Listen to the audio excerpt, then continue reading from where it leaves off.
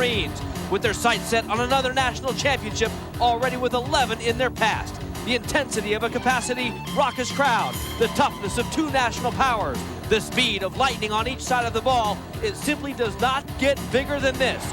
Oregon and Michigan coming up next.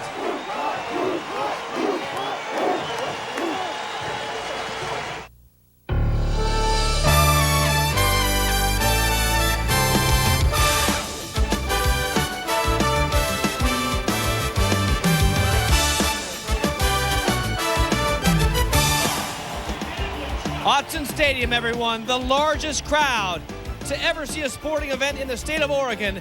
The Michigan Wolverines and the Oregon Ducks, Pac-10 against Big Ten. The emotion, the crowd, everybody's going crazy. What should be a great game. I'm Joe Johnsante along with Anthony Newman. The hype, it's finally here. Well, the hype is ready. The guys are ready to play. The fans and the people are ready to watch this football game. I tell you, there's a lot of team speed on this field. If you turn away, you may miss something exciting. It almost seems like a bowl week with all the atmosphere around here. Of course, when you break it down to nuts and bolts in this game, X's and O's, Oregon really has to stop Chris Perry. Chris Perry is the man. I tell you that, Joe. He can run the football. He has all the responsibilities and this tool to be an NFL player. He's fast. He has great vision. What I like about him the most, Joe, is that he has an attitude. He believes that he is the #1 running back in the nation.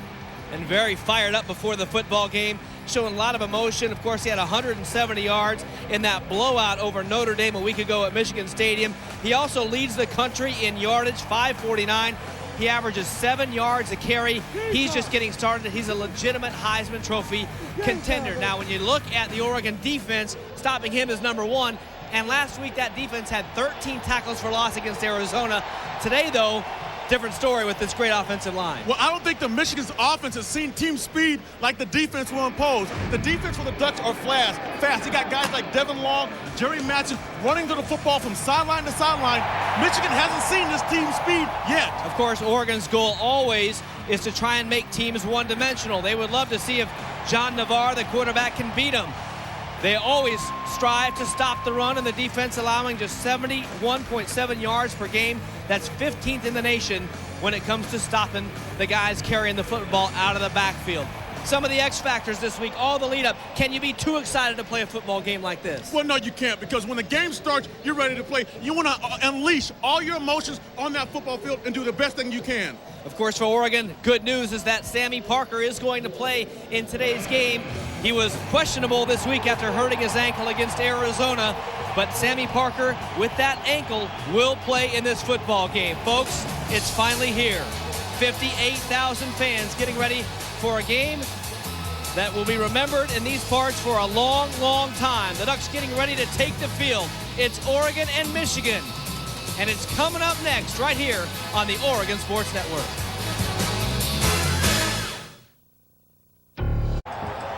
Ready to go at Autzen Stadium. Michigan against the Oregon Ducks. Pac-10 against Big Ten. Once again, Joe Johnsante along with Anthony Newman. And a beautiful day for college football. Couldn't be any better than it is today. Some fog in the morning broke, 66 degrees. Good humidity, forecast sunny, and you can see about from here to Portland with the beautiful skies here in the southern Willamette Valley. And the series history, well, Oregon has never scored a point in this series history. Michigan leads it 3-0. The last meeting in 1973 when Michigan won 24-0. Oregon, though, 7-3 against the Big Ten since 1989. And they are 4-0 under Mike Bellotti here at Autzen Stadium against Big Ten teams, the last coming with a win over Wisconsin in the 2001 season. At home, 41-10. He has not lost a non-conference game as a head coach here at Oregon. On the other side, Lloyd Carr, 24 years in total at Michigan, 9 years as the head coach. He's won a national championship and 3 conference titles. 2 heavyweights in the coaching world, 2 heavyweights when it comes to college football. And Anthony, we're ready to kick this one off. Well, it's about time, and everybody's been waiting for this kickoff. And right now, I know that the Ducks and the Wolverines are sitting there fired up, waiting for this kickoff.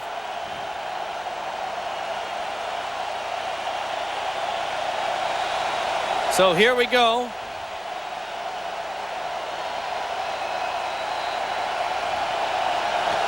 Adam Finley to kick it off. Ryan Shaw back deep for Oregon. The kick is short. It's going to be taken at the 10-yard line. Out across the 20. A little bit of room to the 30. And Oregon will start from the 30-yard line. Not bad field position to start the football game. Well, you're starting at the 30-yard line, Joe. Offense is ready to rock and roll. They may see some new things today. The offense probably had some things in their pocketbook that they didn't show. They may see that today. With as much excitement as there is in the stadium, you almost wonder, boy, maybe it would have been better to lose the toss and go on defense first. It's with the crowd and the excitement having the football, and here comes Kellen Clemens. He said he was a little nervous last week in his first Pac-10 start. I would think you'd feel the same way for this game. I think he's going to be a little bit more nervous this week against the Michigan's defense. Ducks come out with double tights. Sammy Parker in the football game. And a quick out to Demetrius Williams, who cannot get away, and he's dropped for no gain. Take a look at Oregon's lineups for today. Clemens getting the start at quarterback. Chris Vincent, the tailback, who had a good week last week. 80-plus yards against Arizona. Luke Rowley getting his first start. There's Williams and Parker, the wideouts. Tim Day, the tight end. Adam Snyder, Stites, Weaver, Reynoso, and Robin Kniebel are the starting offensive linemen for the Oregon Ducks. 2nd and 10 now. Clemens quick out to Sammy Parker. Tries to break outside, but you're seeing that speed for the Michigan defense. Last week, that's a 10-yard gain. Today, it's a no-yard gain. Well, you're seeing team speed, and also you're seeing the tackling that Michigan can do. They tackle very well. Jeremy LeSueur on the tackle right there. Larry Stevens from Tacoma, Washington is on one end. Norman Hewer, Grant Bowman, Elaine Kishama from Canada. Pierre Woods, Lawrence Reed, Carl Diggs are the linebackers, and they were fired up before the game. LeSueur, Marlon Jackson, the superstar, Ernest Shazor, and Marcus Curry in the secondary for the Wolverines. 3rd and 10 now for Oregon. Wolverines are going to bring the blitz. Clemens looking down the field. Parker's got it, and he's got the first down. Well, now people are wondering about Sammy Parker's ankle, Joe, and I think it looks fine. That was a simple out pattern, a nice play. The defensive back is playing about 7 yards off. Parker just runs an out, knows where the sticks are for the first down. Nice play. So a big 3rd down conversion after seeing some impressive Michigan tackling. That's huge just to get some confidence, isn't it? You got to keep the chains going. You got to have ball control, Joe. There's a look at Sammy. Ducks have not run the ball yet, and they still won't. Clemens going to be flushed out. He's got some room to run. He takes off across the 45, and it'll be a gain of 7 to the 48-yard line. Nice heads-up play by Clemens. If there's nothing downfield and there's some green grass in front of you, you got to take advantage of it. He gets about 7 yards on the play. I mean, right, Michigan came at him with a couple of linebackers. Clemens does a nice job of avoiding the rush, getting downfield, positive yardage. Norman Hewer ran him down. Coach Bellotti did his best this week to make it a normal week, make it feel like just another game on their schedule, but the truth is, you've got the winningest program in the history of the sport in Autzen Stadium, and it's hard to not think of it as being bigger than that. Ducks now run the ball for the first time. Vincent tries to fight forward. He gets about to the 50-yard line. A gain at 2. It'll set up a 3rd down and 1 for the Ducks. Well, Joe, I think we're going to see the Ducks trying to run straight at the Michigan defense because the defense is so fast, they can run sideline to sideline. It's going to be hard for the Ducks to get to the corner. That's why a lot of plays from the running backs are going to be straight up the gut. Another big 3rd down coming. 3rd and 1 now. Michigan defense best against the run in the country.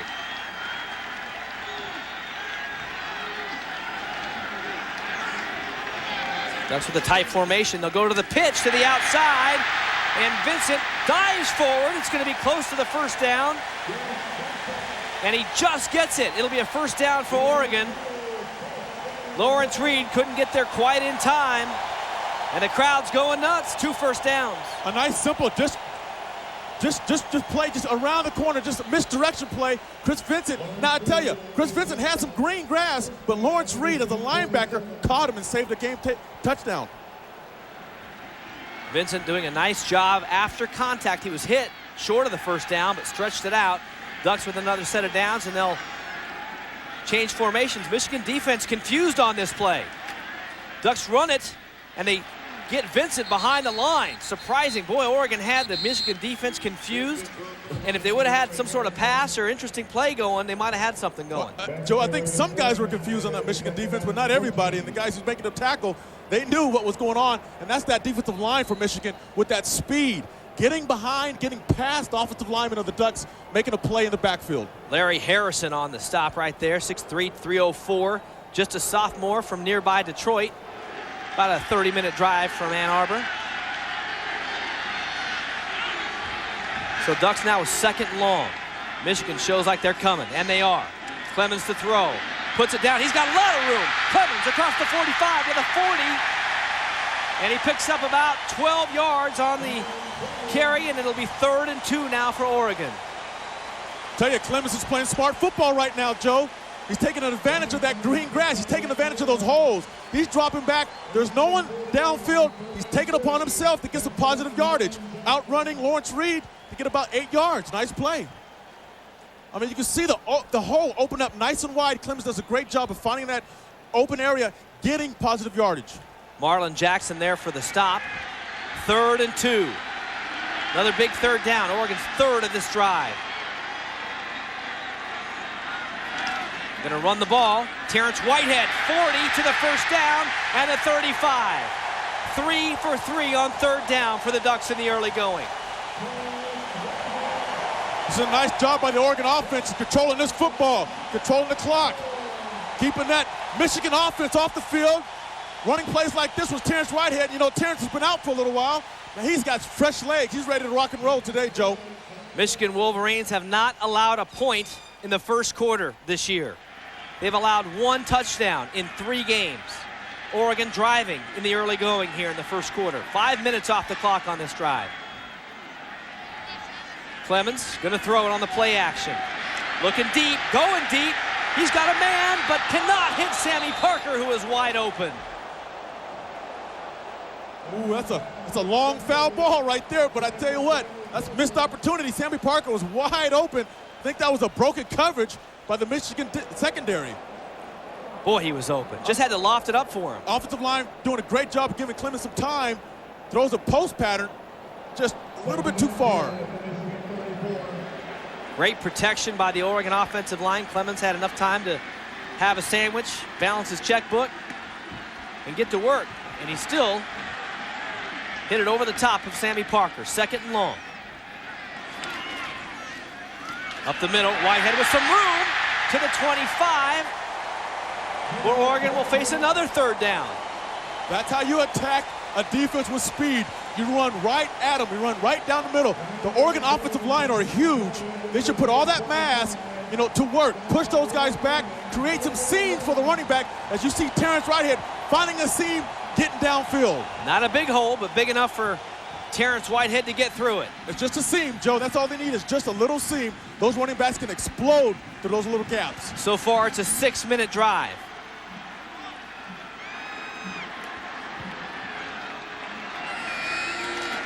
Ducks going to try to run it. Nowhere to go there for Chris Vincent, and it'll be 4th and 1. The 12th play of the drive, and now Mike Bellotti has a decision whether to go for it or put points on the board, and it looks like they're going to go for it. They want to go for it. They feel like their offense right now is playing in a zone. Everything is clicking, and they feel confident that their offensive line can push the defensive line for Michigan back for 1 yard. The crowd making a lot of noise. You almost want the crowd to settle down if you're an Oregon fan, as the Ducks come to the line on 4th down. Clemens asks for quiet, double tight end. Clemens going to throw it. He's got a man wide open. It's caught at the 15, 10, 5, and out of bounds at the 5-yard line. Great play calling by the offensive coordinator, Andy Ludwig. Michigan was stacked up for the run, waiting for Oregon to run this football. A play action, the tight end, Tim Day, releases downfield. Perfect play right there. Tim Day catches it behind himself a little bit, and he breaks a tackle from the All-American Marlon Jackson, and out of bounds at the 4-yard line, 1st and goal.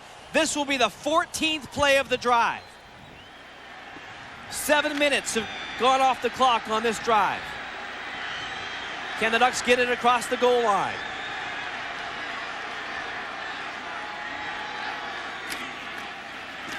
Whitehead hit behind the line and dropped. It's Larry Stevens, Joe. Larry Stevens is an incredible athlete.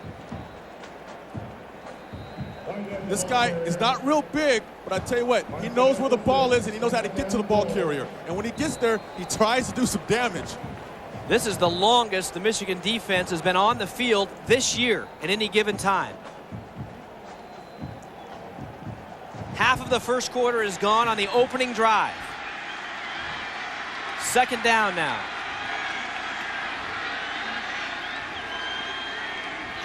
Let's put the tight end in motion. Clemens going to do the half roll, throw it, he's got a man, 5-3, it's Day to the 1-yard line. What hitting? That's a big man right there, Joe, trying to get in the end zone. Tim Day is a load for the Michigan secondary to try to knock him down. Marlon Jackson comes up and gives his best shot. The good thing about Michigan is they're fast. There's a lot of guys on that tackle, and that's what they need. They got to get about 3 or 4 guys to the ball carrier. But you see a nice block by Terrence Whitehead cutting a defensive lineman down. The ball is inside the 1-yard line. Third down. Oregon's 5th third down of the drive. Double tight and a wing. On the option, Clemens cuts it up.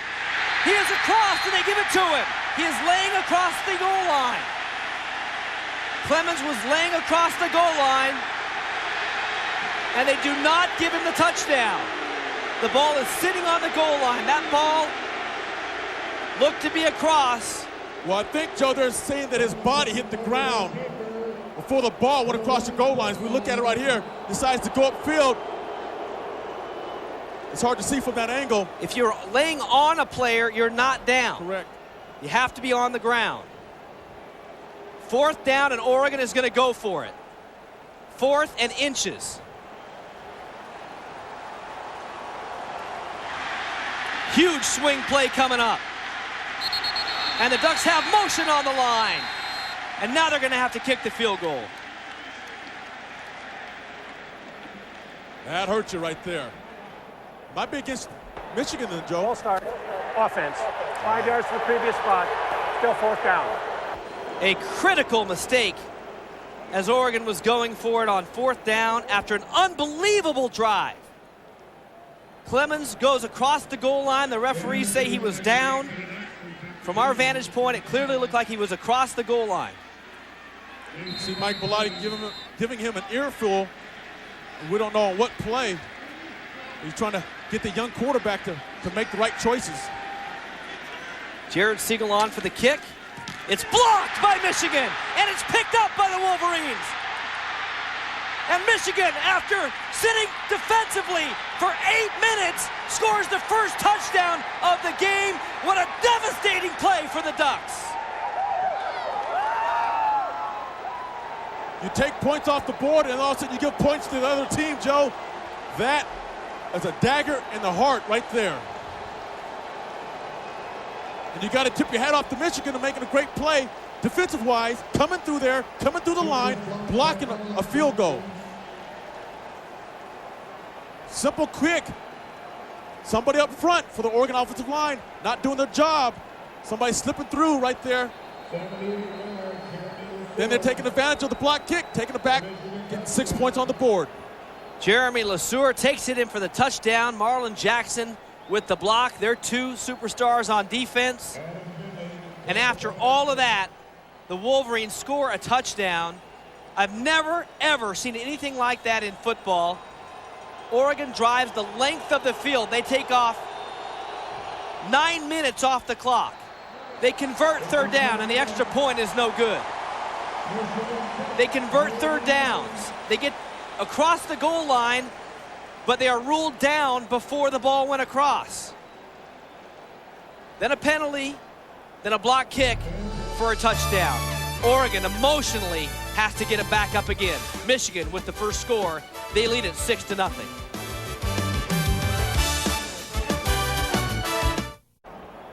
Welcome back. A stunned Autzen Stadium crowd. Oregon trailing at 6-0. after driving the length of the field and then being shut down right at the goal line. From this vantage point, it looked like the Ducks might have had the touchdown, but the referee said no. Oregon forced to kick the field goal after the penalty, and Michigan returns it all the way for a touchdown. Coach Bellotti trying to get his team up. Here's another look at it, Anthony. Once again, the quarterback or the ball carrier is not down if he's on another player.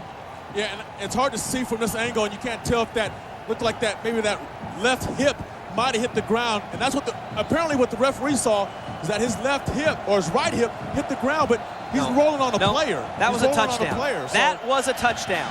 That was a bad call, and it's a 13-point swing in this football game. Ducks returning it out of the end zone. Finney out to the 18-yard line. Take a look at today's Northwest Dodge Dealers keys to the game. Ball control, Anthony. Got to control the ball, and hey, we saw it in the first quarter. In the first quarter, the Ducks did a great job of controlling the football, running it, passing it, taking control of it. That's a nice job. The second thing they need to do is on defense, they have to stop the run. They got to get 11 guys to the hat on Chris Perry, the All-American candidate. And then the last thing is playmakers need to make plays. Guys like Sammy Parker catching touchdowns like this has to do this all day long. Those are your Northwest Dodge Dealers keys to the game, brought to you by your friendly Northwest Dodge Dealers. Timeout on the field, Anthony, so it does give us a chance to talk about it a little bit. Normally, I don't like to talk too much about officials and officiating and what happens on the game, but you can't avoid it in this situation. You're talking about a 13-point swing in this football game in the first quarter, and when you're playing Michigan, the third-ranked team in the country, that's gigantic. It's hard to overcome that. Well, you don't want to see referees making calls that's going to make a determinant on the outcome of a game. Again, what the referees saw may be a little different from what we see from up here in the booth. But again, just like the players, they got to play sharp. The referees also have to play sharp. He's making that call. But the important thing right now is that, okay, the Ducks have to come back here and challenge Michigan again. What kind of chemistry do the Ducks have? The play taking the air right out of Autzen Stadium. And fans, if you need Civil War tickets, Pepsi and Dairy Mart are teaming up to send you and a guest to the Civil War game, which is right here at Autzen Stadium on Saturday, November 22nd. The winner receives 2 tickets to the game, parking at the stadium, hotel, dinner for 2 at the Wild Duck Restaurant downtown in Eugene, and great duck gear. Head to your local Dairy Mart and sign up today. Again, check your Oregon Lottery ad on page 79 in your game program. Talk about emotion, Anthony, with as excited as the crowd was with that drive, the opening quarter drive, and then to have that happen, and now you're down 6-0, you got to go right back out and do it again. Well, the way Oregon performed just that last series by moving the football, the fans should feel comfortable by doing it again. The Michigan defense, on the other hand, they have to say, hey, let's get 3 downs and out and go sit down because we're kind of tired right now. We've been on the field for a long time. Ducks come out offensively now, and Clemens going to throw. A little pressure, setting up the screen, nothing there, and Clemens just throws it away. It's hard to run those screens against teams that can run really well. Because if the defense for Michigan is disciplined, they see a screen, there's nowhere to throw the football.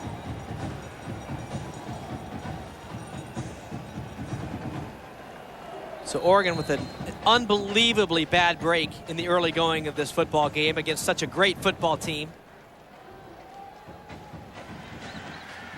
Not only do they not get the 3 after the call on the Clemens play, then it gets blocked and returned. Oregon's going to run the ball on 2nd and 10. Vincent has nowhere to go.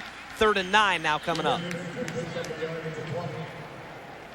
We talked about that Michigan defense trying to settle down. I think they're trying to get comfortable with what Oregon is doing as a defense. It takes a few series, a few plays to try to get used to what the offense is doing, and I think Michigan is settling down just a little bit, but there's still a lot of plays in the Oregon's bag that we have seen that they're going to show everybody.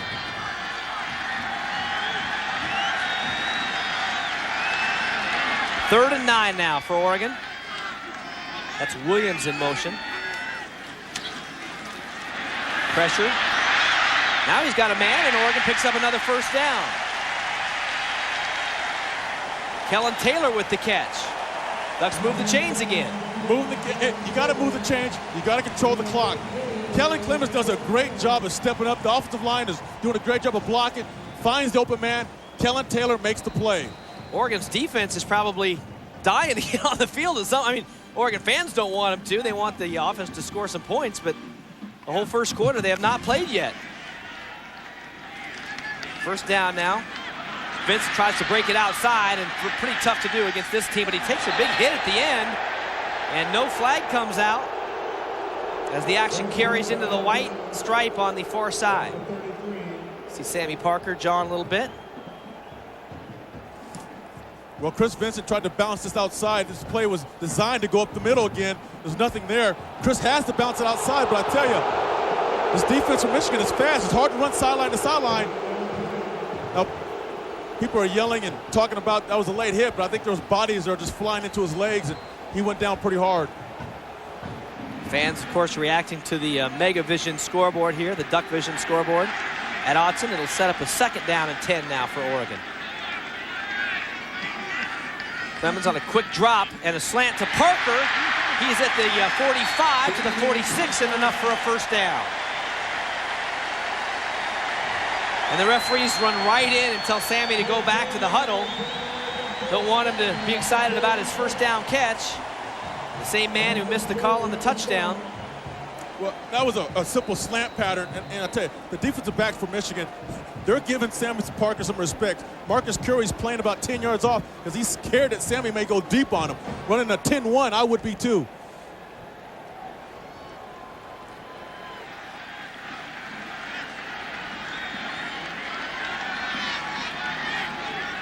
First and 10 now for Oregon at the 45. With backside pressure, Clemens rolls away and almost gets to Woods. A flag is down.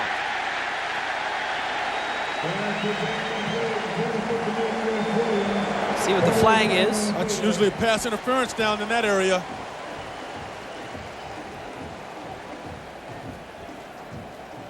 Ducks have had the ball for 11 minutes. We've played 11 minutes. And a defensive holding on the Wolverines. It'll be a first down for Oregon into Michigan territory. Holding. Defense. 10 yards from the previous spot. Automatic first down. At this point, Joe, the Ducks offense have to feel confident the way they're moving the football on this defense. I mean, they're moving the football, they're running the ball, they're throwing the ball. You know, the defense was hyped up. Michigan defense was hyped up before the game and how good they are. And then right now, Oregon's right smashing them in the mouth.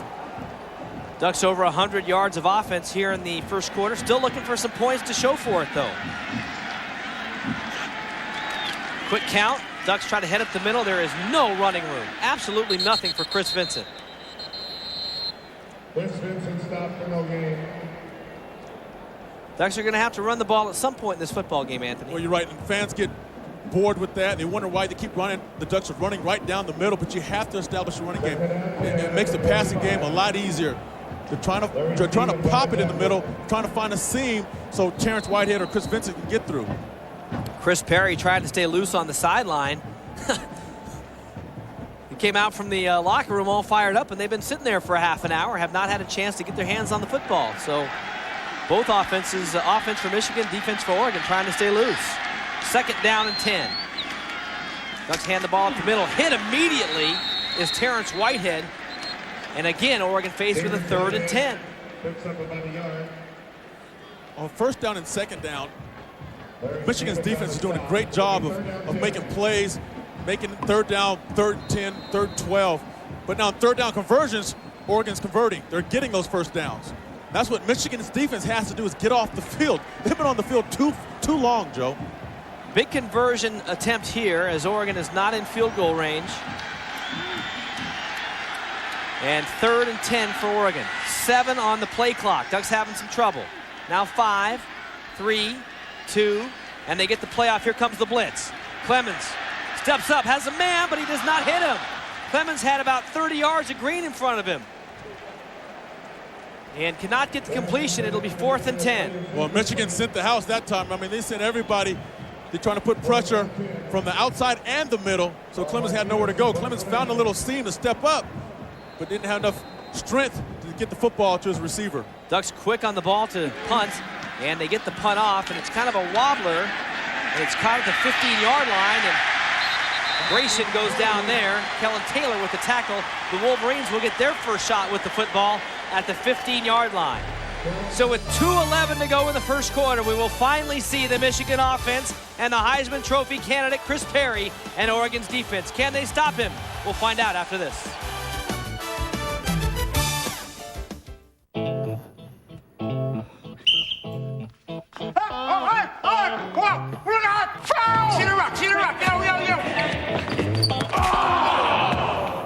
My grandma looks better than you doing push-ups, and she's 85 years old!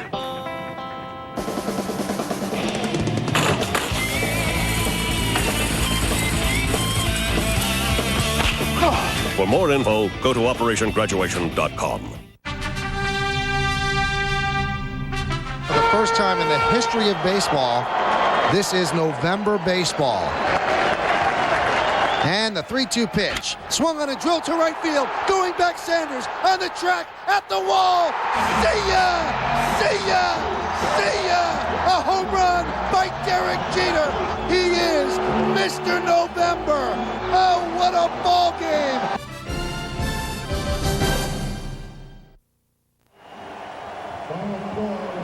Michigan leads it 6-0 here in the first quarter. Ducks have had the ball for 13 minutes of this quarter, and they are trailing 6-0. That's unbelievable. Well, Joe, it's important right now that the defense for the Ducks get this crowd involved and make it very loud for the Michigan offense.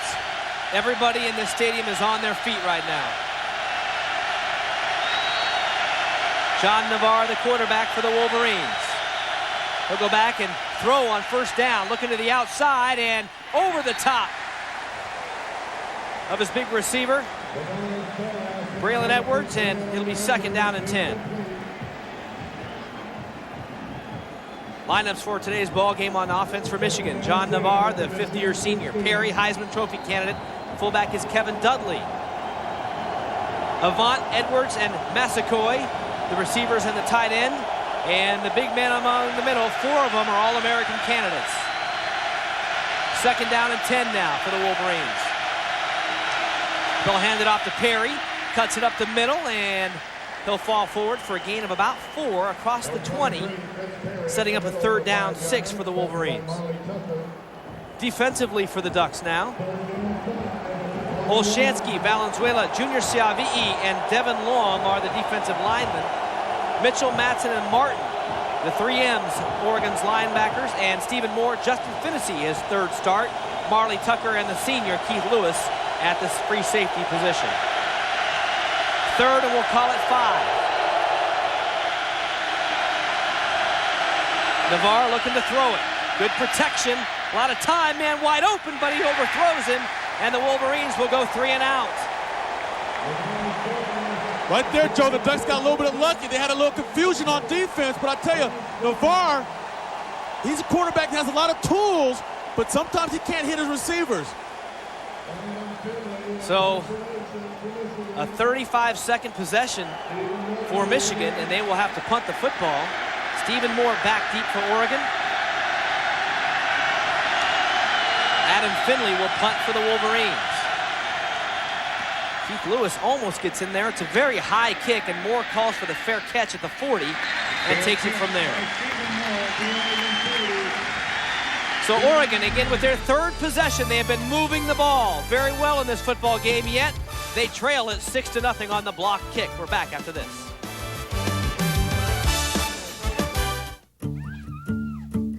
Mike's been talking about sending his boys to his alma mater since they were born. When he started getting ready for it financially, he talked to me. We live where you live. Now the same State Farm agent who helped you plan for just in case can help you with what could be with education savings plans and other funding options. For help with banking, insurance, and investing, talk to your agent today. Like a good neighbor, State Farm is there. What you doing, Brian? I'm just putting my name and address in these bottles and sending them out to sea. Hopefully someone will find them and contact me someday. Wow. Yeah, wow.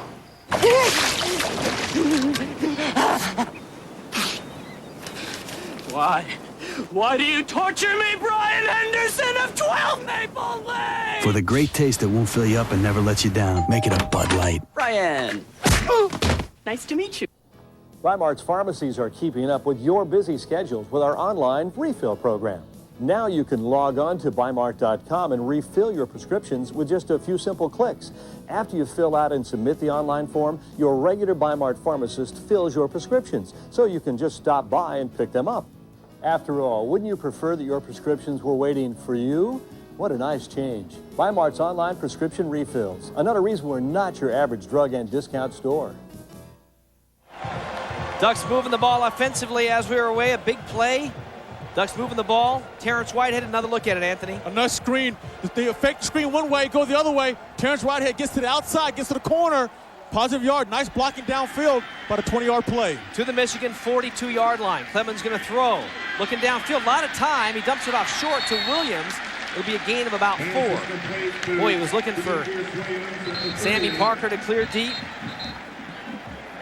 Also looking for Marcus Maxwell possibly, as he was in there as well. And that's the end of the first quarter. If you can believe it, the Michigan Wolverines ran 3 plays in the first quarter, yet they lead it 6-0. Oregon dominating this football game and have nothing to show for it.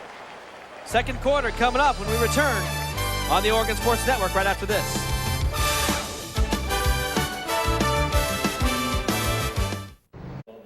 Welcome back, everyone. The biggest crowd in the history of Autzen Stadium, the biggest crowd to ever watch a single-day sporting event in the state of Oregon.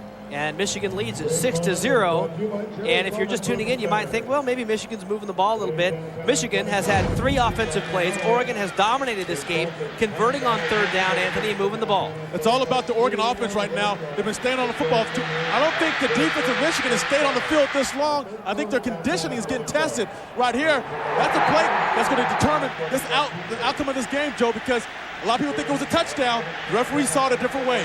Ducks have to try to overcome that. After that clear touchdown was not given to Oregon, Oregon tries the field goal. It's blocked, and Michigan runs it back all the way. Sandwiched in there was an Oregon procedure penalty that had forced them to kick the field goal. So 3 things went wrong right there: the call, the penalty, the block kick.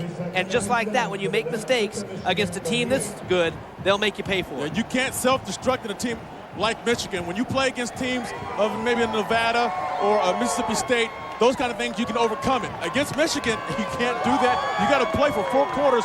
Perfect football. I think the Wolverines know they're in a dogfight. Ducks with a 2nd and 7 now. In Michigan territory again. They'll run it. Whitehead looks for a hole and he can't quite squirt through it. Picks up about a yard or 2, and it'll be 3rd and 5. And Oregon's time of possession, 15 minutes to 30 seconds at this point. That's great. Everything's great, but you're behind on the scoreboard. Well, you got to put the points on the board. An old coach told me that I don't care if an offense goes up and down the field and has 1,000 yards total offense. If they don't score, okay, they can't win the ball game. And right now, Oregon is moving the football, but they haven't put any points on the board to show it. 3rd and 5. Big 3rd down. Ducks put Tim Day in motion and puts him in the backfield. Clemens going to throw it this time, and some holding out there, but the referees don't see it, and a completion. Is there a flag down? No flag down, and Williams has the catch inside the 20-yard line at the 18. Well, I think Oregon got away with one right there, Joe. That was looked like a holding call to me. Or it might have been Stevens, but Clemens does a great job of getting outside that Michigan defense, finding an open receiver, Demetrius Williams, and is excited about it too. Michigan coaches in the ear of the officials, and that was one that they missed going the other way. Of course, they always say over the course of the game, things even its way out. There's a lot of evening to do, possibly. Ducks have it 1st down at the 19-yard line, moving the ball very efficiently against the Wolverines and converting on 3rd down. Clemens going to throw it again. This time he looks, he's got a man, but does not get the ball caught by Nate LeBrotten. And LeBrotten not able to haul it in. Nate doesn't get a lot of playing time, but when his number is called, he's going to have to perform. This ball right here is hit right in his hands and went right to his chest. That ball has to be caught. His first opportunity this year from Bend, Oregon. And you know what, Joe? He knows it. I'll tell you right now, it is killing him more than anybody in this ballpark right now. 2nd down and 10 now for Oregon. Ducks doing a lot of shifting today. Trying to confuse that Michigan defense. Taylor goes in motion. Duck's going to hand it off up the middle. Big hole. Whitehead, 5, touchdown, Terrence Whitehead.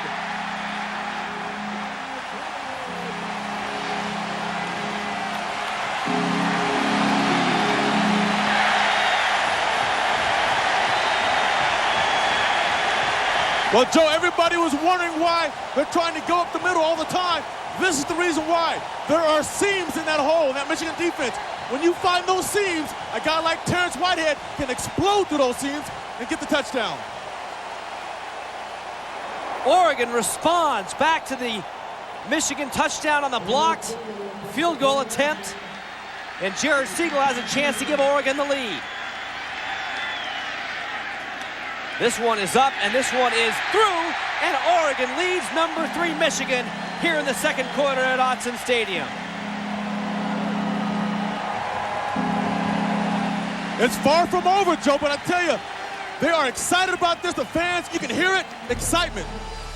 Oregon's offense playing spectacularly here at Autzen Stadium. They lead it 7-0 in the second quarter.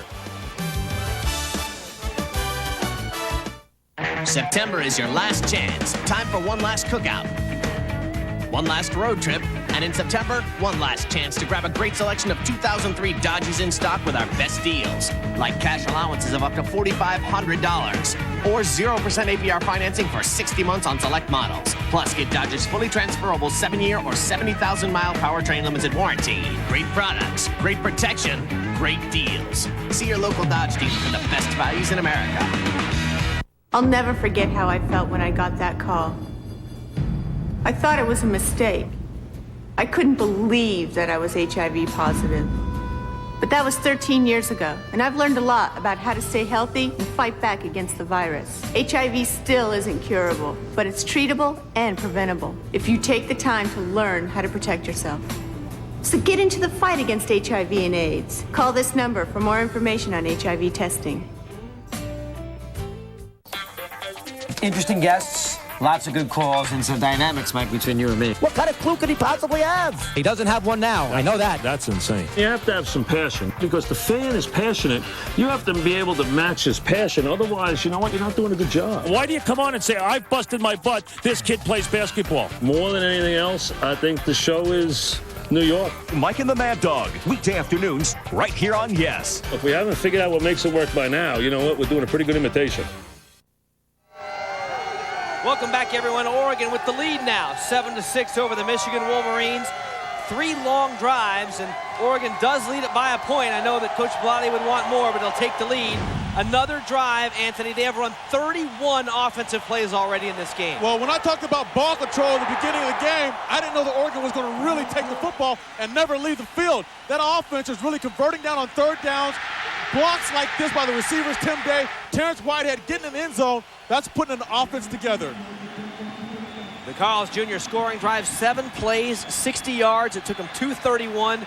Whitehead, the 19-yard touchdown run. Maybe that Michigan defense getting a little tired.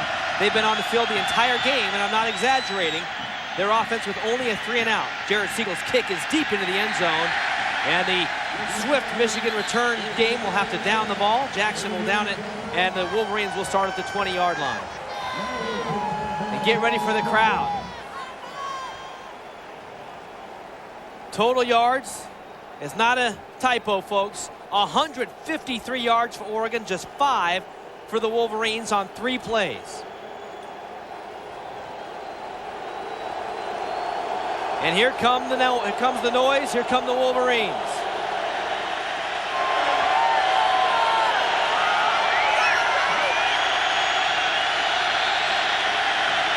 John Navarre, the quarterback. See if they settle down and try and hand their Heisman Trophy candidate the football.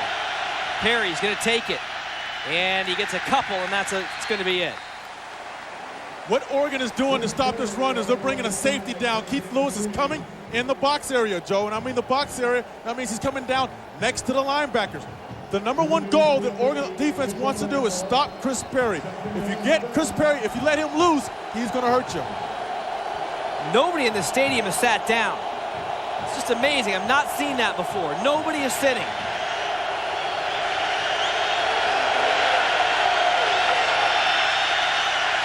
2nd and 7. Perry. Nothing.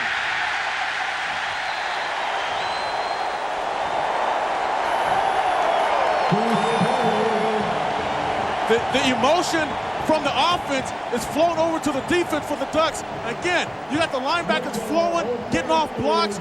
You got about 7 guys on Chris Perry.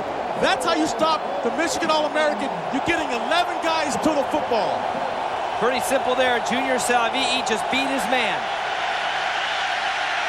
3rd and 7. This place is rocking.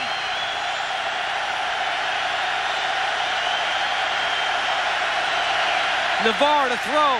Here comes the pressure. He's got a lot of room, and he finds his man. Edwards just stays on his feet to the 40. Tries to break a tackle and goes out of bounds at the 50. Navarre barely getting that throw away, and a big first down for the Wolverines. You got to give a lot of credit to the offensive line for the Michigan Wolverines. They gave John Navarre a lot of protection right here. When you're giving the quarterback about 7 seconds, somebody in the secondary is going to get open. Ducks rushing with 3 guys there and dropping men into coverage, but that was a little too long to have to cover. And the Wolverines make the first down with Edwards, who's their leading receiver. Where's that storied number 1? And the Wolverines are in Oregon territory for the first time. Quick out. Ducks come up on it, and Stephen Moore makes the tackle after about a 3-yard gain. Pass complete to Breeston. It'll be 2nd down and about 8, Anthony. I think the Michigan offense has settled down a little bit. That 3rd down conversion, I think, gave them a lot of confidence when we can move this football against an Oregon defense. But again, the defense for Oregon, I don't think Michigan has seen the team speed before. Certainly the first time they've been in this situation this year, in a dogfight at Autzen Stadium. Loud crowd against him. Perry takes it, and he dances around and finds nothing. He'll pick up maybe a yard, yard and a half, and it'll be another 3rd down for the Wolverines. So that's 3rd and long, Joe, and Oregon likes that situation, 3rd and long. Michigan wish they can get the running game going a little bit, so it's not 3rd long, maybe it's 3rd and 2.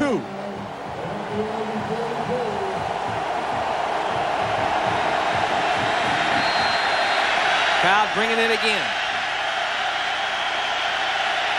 3rd and a long 5. Everybody wearing yellow.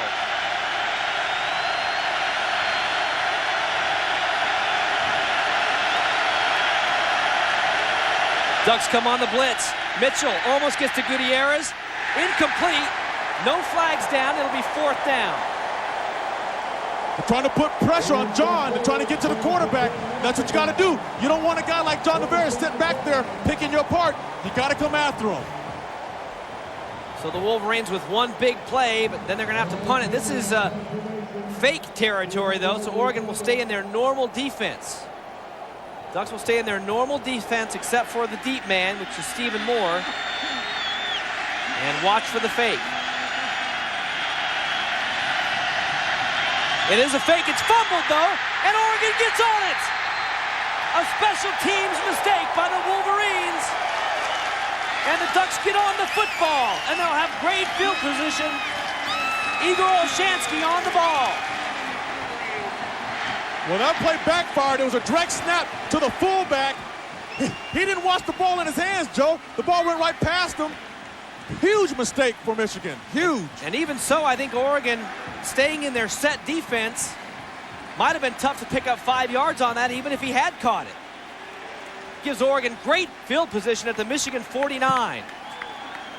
Well, here's where Oregon has to capitalize on the turnover. You got to capitalize on the mistakes of Michigan right there. Problem here for the Ducks, though, is that the play clock is at 10, and they're going to have to call a timeout. There's no way they're going to get the play off. There's only 5 seconds to go. Let's see if Jason Fife sees it. 3 seconds, and he finally sees it and gets a timeout called.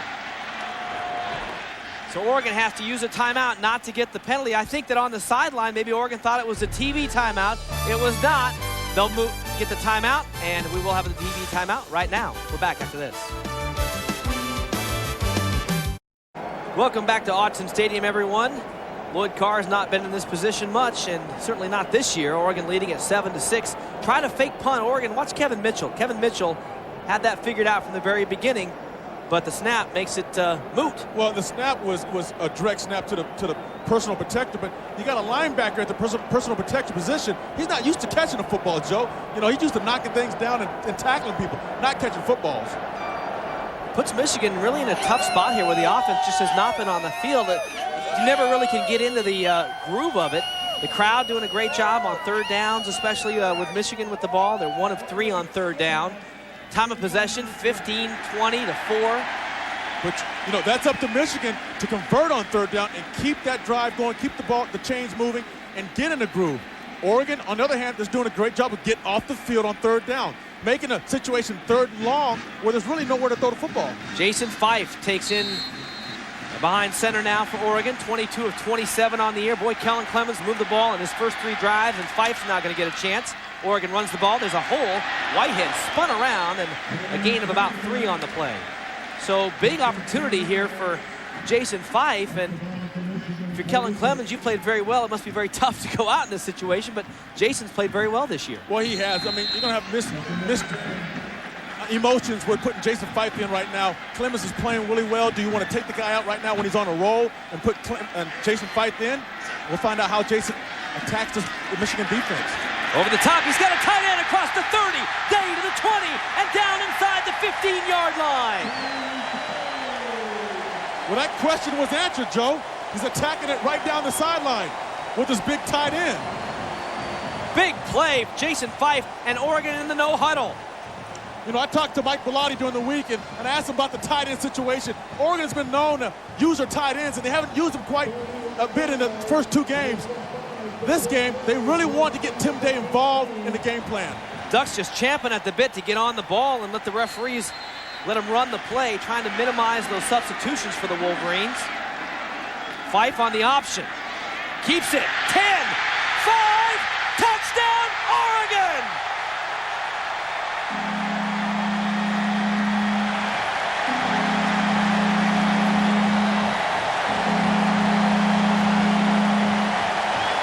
Jason Fife comes in the football game. 2 plays later, they're in the end zone. Well, Coach Belotti's a genius now, Joe. By putting Fife in, Fife comes out of here and just takes control of the football game. 3 quick plays, touchdown. I mean, this guy is really showing his veteran leadership, stepping up, making plays. After the short run to Whitehead, then Fife hits Day, then Fife runs it in on the option, and Jared Siegel in for the extra point. Anthony, Oregon is up by a touchdown. They are dominating this football game. The kick is up. It's good. Oregon leads it 14-6. Total yards, you ready for this, everyone? 205 to 34. Michigan's defense on their heels right now. Let's pause now for this word from our local stations. You're watching Oregon Duck football on the Oregon Sports Network.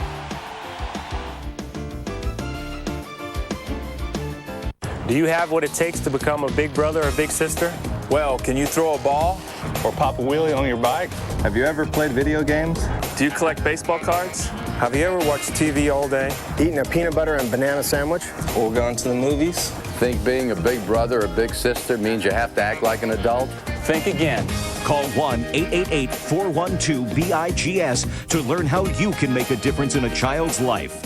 And make you feel like a kid again. Open the cover on another season of Yankees Magazine on Yes. It's everything Yankees, including an inside look at what it's like to be a Bronx Bomber. Not only being a champion, but being a champion on a team so rich in tradition and history as the Yankees made it even more special. Plus, insight from coaches, cover stories, quick looks, and spotlights. Every moment's a big moment for me. For cover-to-cover coverage of the 26-time world champion Yankees, watch Yankees Magazine, only on Yes. Jason Fife leading Oregon to a touchdown. The Ducks overcoming an early bad break and getting into the end zone twice in a row. Fife on the option. Well, you don't think that Jason's the option quarterback, but when you get down in the red zone, that's a 20-yard line in. He knows how to get in the end zone. He smells the end zone. Every time he runs that option, he's trying to score points. And a key block by Demetrius Williams on that play. Carl's Jr. scoring drive, 3 plays, 49 yards, took him 42 seconds. Jared Siegel hooks this one right out of bounds on the kickoff, and so the Wolverines will start at the 35-yard line.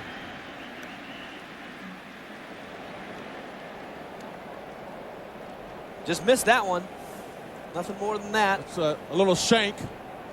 It happens. Kick out of bounds.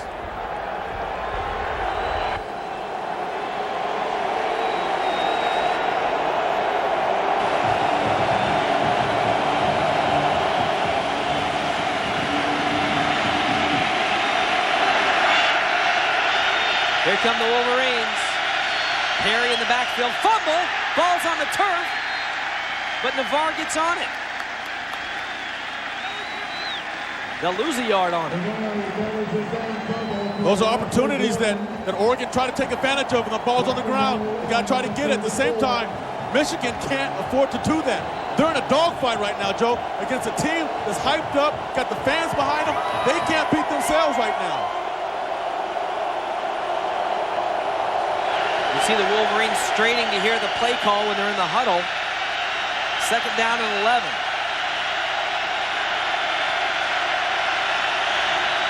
Navarre going to throw it on the screen pass to Perry, but a great tackle by Kevin Mitchell on the outside.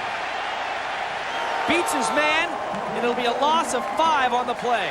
Kevin Mitchell, I like the way he plays. He knows where the football is. He can bounce off of blockers, make a tackle. Right there, that's responsibility.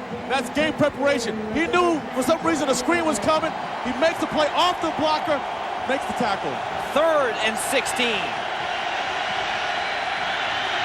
Will the Ducks bring the pressure on Navarre? Will he have time to throw? They look like they're bringing it. Navarre trying to audible. Ducks are going to rush 4. Devin Long gets in there and sacks Navarre.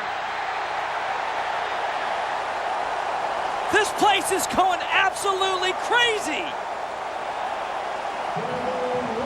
That's team speed on defense, Joe. Devin Long, a guy on the edge, can get around an offensive tackle. One-on-one, he can't be blocked. 3 and out and 3 and backwards for the Wolverines. They lost 13 yards on that possession. Stephen Moore is deep to receive the punt.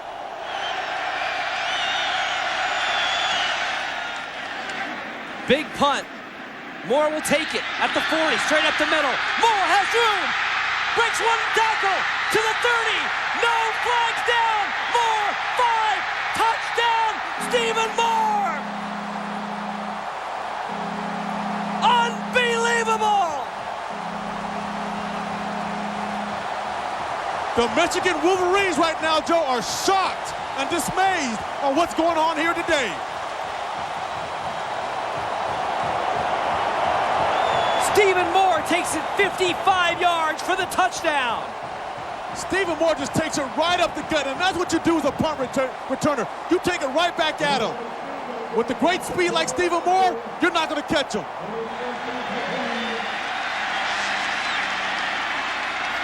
Siegel on for the point after. And this one is up. It is good. Oregon leads the number 3 team in the country, 21-6 here at Autzen Stadium. 7:50 to go in the second quarter. Anthony, I've never seen this stadium like this. Joe, realistically, Joe, the game should be 28-0. You know, they have dominated this football game, and now they're doing it on special teams. A punt right at Stephen Moore. He attacks the middle of the field. You go right back at him. And with the speed of Stephen Moore, it's hard to catch his number 4. Brian Thompson had a chance to get him, but that was it. And you can see the crowd. Great shot by the camera crew, bringing you what's turning into a fantastic, well, it's already a fantastic Saturday afternoon for college football. And the atmosphere that makes college football so great. About 5,000 Michigan fans have come out and stunned right now. Well, you know they're stunned. There's 57,000 fans yelling. It sounds like about 120,000 fans screaming and yelling. I've never heard it so loud here in Autzen before. Everybody talked about the new expansion, making it quieter, but I think today is proving that Autzen can be the loud Autzen of old, even with the expansion.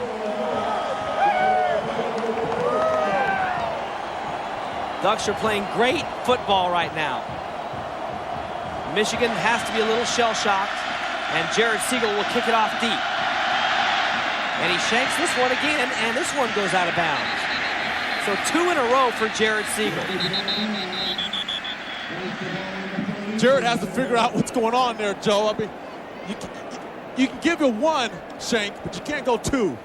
So the first time, Mike Bellotti probably said, hey, oh, it's okay, you missed it. The second time, it's, hey, what's the problem? Yeah, exactly. So Michigan again will get good field position. They'll start at the 35-yard line.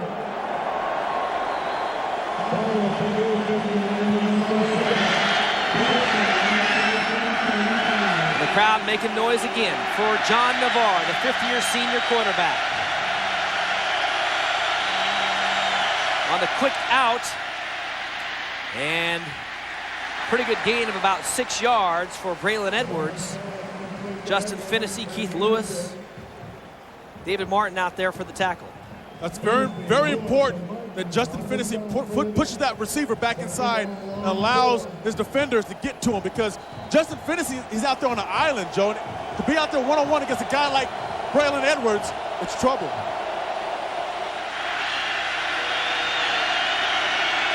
Tight end to the right side as Navarre goes back, hands it to Perry, and there's just nothing there for Perry, maybe a yard. It'll be 3rd, and we'll call it a long 3 coming up for the Wolverines. Perry, not untracked yet today, has not had a lot of opportunities. They just haven't been on the field. Well, a good running back like Perry, sooner or later, he's going to have a breakout time. He's going to take a long one here. He's such a good athlete that he's trying to find that seam, and when he finds it, Oregon has to be ready to bounce back. You see the crowd making as much noise as they possibly can. And a timeout on the field. Michigan will call a timeout. 3rd down. They're 1 of 4 on 3rd down so far in this game. Oregon 5 of 5, Anthony. And boy, for Oregon to come back from the initial shock of the long drive and then to get the touchdown and then compound on that and score at will really right now. Give the offense plenty of chances. They're playing great defense. Well, great defense. What happens is Oregon's offense, they're controlling the football, but when the defense got on the field, you're at 3 downs and out, and that's what you need. You get off the field, you get your offense, once your offense is in a zone, get them back on the football field. The defense for Oregon is so fast, Michigan is right now a little surprised. Stephen Moore, of course, on the punt return. Great low angle look at it. As Moore just had 1 tackle to break, everything else opened up for him, right up the middle. And the defense celebrating after giving the punt return an opportunity, and another 3rd down facing Oregon here. This 3rd down conversion for Michigan, Joe, is huge. They need to convert. They got to keep moving the football. The official numbers say they've had the ball for 7 minutes, but I'm not. I'll have to check that later on, the official stats, because it seems like Oregon has had the ball the entire game. And right now, across the country, people are wondering what's going on at Autzen Stadium in Eugene. Hey fans, if you have a question for the coach, come down to the Wild Duck Brewery and Restaurant this Tuesday night from 7 to 8 p.m. Join Jerry Allen and Coach Bellotti. Hear all the latest in Duck football. It's Invited Up Tuesday at the Wild Duck downtown in Eugene. 3rd down, and we'll call it a long 3 for Michigan. Single setback is Perry. Navarre's going to throw it. Some pressure. He throws it now, and he throws it way outside. It is caught out of bounds. And it is ruled incomplete. So the Wolverines will have to punt the football, or at least line up like they're going to punt it. Ball actually was caught, Anthony, but it was caught out of bounds. Well, that's huge for the Duck defense to get off the field. Looked like he was forced out of bounds, but referee called that. Yep.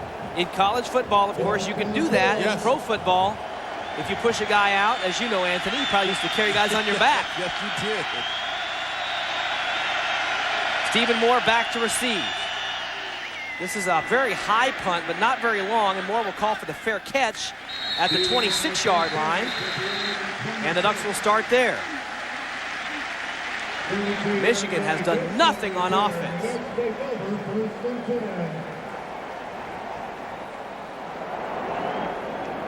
Hey fans, don't forget to get your Spirit buttons. Today's say Michigan, for the Michigan game, say 3 stripes and you're out. Pick up your Spirit buttons for next week's game with the Washington State Cougars, the defending Pac-10 champs, at any participating Bi-Mart and Oregon Community Credit Union location. Show your support for the Ducks with an Oregon Spirit button available every week before a home game. Jason Fife is the quarterback. Vincent tries to break it outside, and he's buried, and they'll give him forward progress right about to the 25, so it's going to be a loss of about a yard on the play. This is a big challenge now for Michigan's defense, Anthony. Oh, a huge challenge. And right there on that last play, that running play, Gabe Watson, number 78, a young sophomore, went in there. He stepped up and made a nice play on Chris Vincent. You got to have guys like that on Michigan step up right now. They're down. Okay, it's 21-6. Somebody else on that defense has to step up and make some plays. Ducks stay in the no huddle. Fife's going to throw it. A little slant and just too short for Sammy Parker. Sammy had run his guy off. There might have been a little miscommunication between the receiver and the quarterback.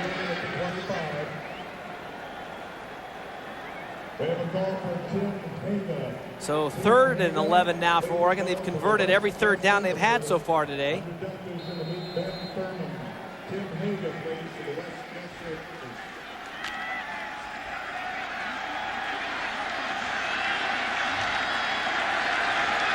Except for the one on the goal line. Fife, quick drop, little slant. Parker is on the ground and make it Taylor who went down on the ground on the pass, and it'll be short of the first down. Oregon's going to have to punt the football. That was a slant pattern, and they ran that pattern kind of short of the sticks. Either Jason didn't throw it out ahead of Kellen Taylor, or Kellen cut off his route a little bit too short. You got to try to get to the sticks. Should say that's Oregon's 3rd play where they did not convert on 3rd down. Had to include that one on the goal line, and Paul Martinez will punt for the 2nd time. And this one is sent off, and this is not a good punt. Will it take an Oregon roll? It will. And Edwards going to have to let it go. This one might roll all the way down to the 1-yard line. Inside the 5, still rolling, and it stops at the 2-yard line. Paul Martinez did not get a hold of it, but it works out great for Oregon, a big break. Well, right now, everything is going for the Ducks. Even the football is bouncing the Duck way. I mean, that football is not round shape until you don't know which way it's going to bounce. But right there, it's bouncing towards the end zone, putting the ball on the 2-yard line. I think Breeston has to just maybe catch that. It was kind of popped up for him. He had a chance to, but now his team's going to have to start from the 2-yard line. And you ready for the noise to come down at this end of the end zone? Here it comes. 66 yards on the punt.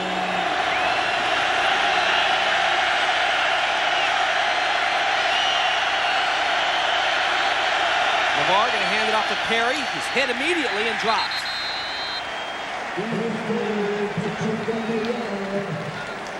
Perry has not seen any daylight at all today against this Duck defense.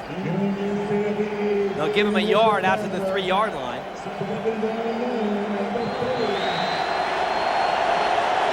Jason Avant comes in for the fullback, so Wolverines may try to spread it a little bit here, and they'll send Edwards and Avant down low to the left side and put Edwards in motion.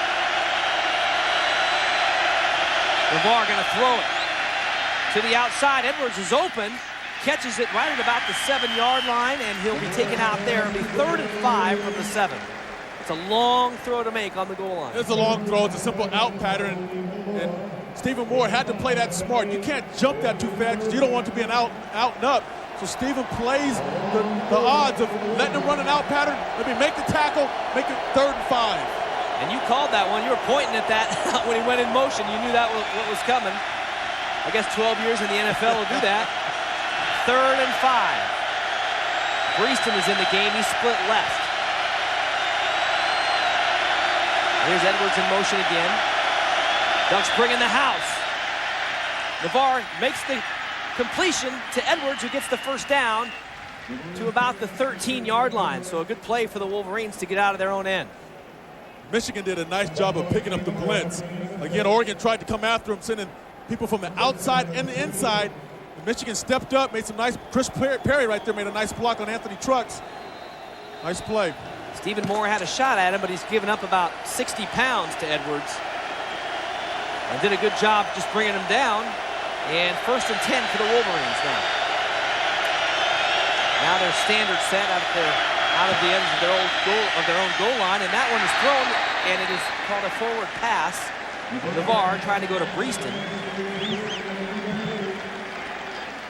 Navarre is not on the money right now, throwing to his receivers. He's a little high, maybe 3 or 4 throws. He keeps throwing it a little too high, and sometimes that's nerves, that's excitement, you know. But you know, we're almost in the halftime. That excitement should have fallen out right now. He should be calm. He should be a little bit more poised. Navarre 6 of 11 for 39 yards.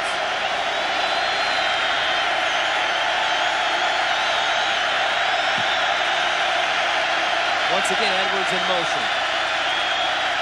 Navarre's going to hand it off to Perry. A cutback.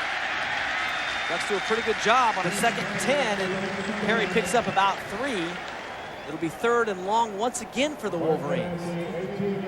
See, Perry's going to break a couple of tackles. This young man, he runs the ball well. He's very elusive. He's going to get in there, but the key for the Duck defense is you got to get everybody to the football because he can't break all 11 tackles. 3rd and long. Everybody on their feet. 2 of 6 on 3rd down so far for Michigan. Edwards is in motion. Little fake, here comes the rush. He steps up, and a good pass, but it's dropped by the tight end over the middle. Navarre stepped up in the pocket, made a good throw, but Tim Massaquoi did not hang on to it. Tim has to catch that football. Now we're talking about field position. The Ducks may wind up with good field position going into the half. Adam Finley will punt the ball. He's having a pretty good day so far, although he did have 1 return for a touchdown on him.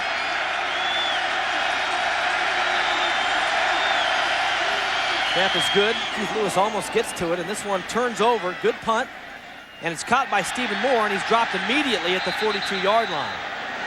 Great field position, though, for Oregon with 2:58 to go here in the first half.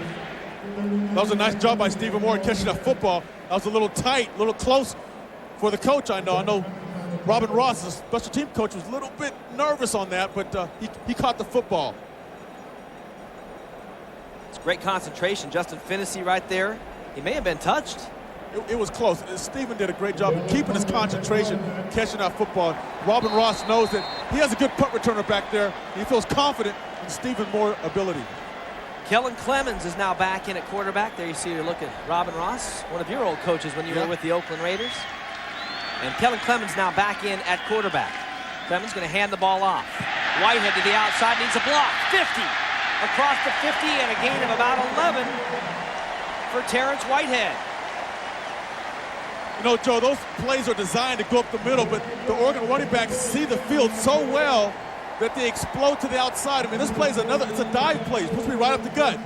He bounces to the outside. He has enough speed to get to the edge and gain some yards. Ducks with a 15-point lead here at Autzen Stadium, deep into the 2nd quarter. They have dominated play here. Clemens hands it off. Whitehead again. This one breaks it outside. Spins and hit and dropped, and a flag comes down late. Looks like it's going to be a holding on the Ducks. And it is. Those are killers, Anthony. Well, right now the Ducks are having a hard time blocking number 78, Gabe Watson. This young man who weighs about 330. He's creating havoc for the offensive line for the Ducks. Maybe the difficult thing about that is it comes out, it's after the play. Whitehead was on the other side of the field, and it comes very late in the play. Offense, 10 yards from the previous spot. Still 1st down. But that doesn't matter. If you're holding and that whistle hasn't blown, you're going to get the flag.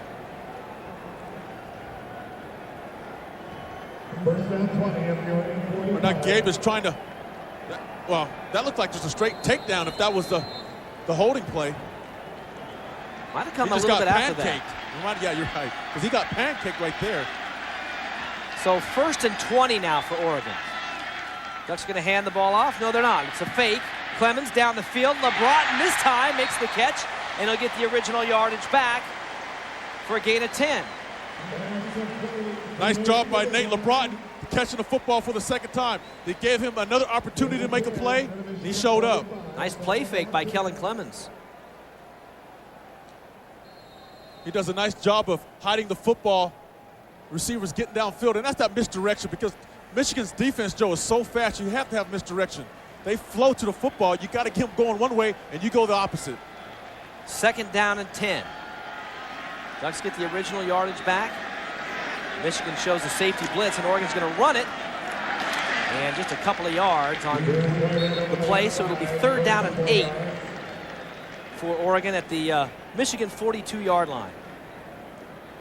They still cross the 50-yard line, so it's if they have to punt the ball, at least they can get the ball down and play field position against the Wolverines' offense.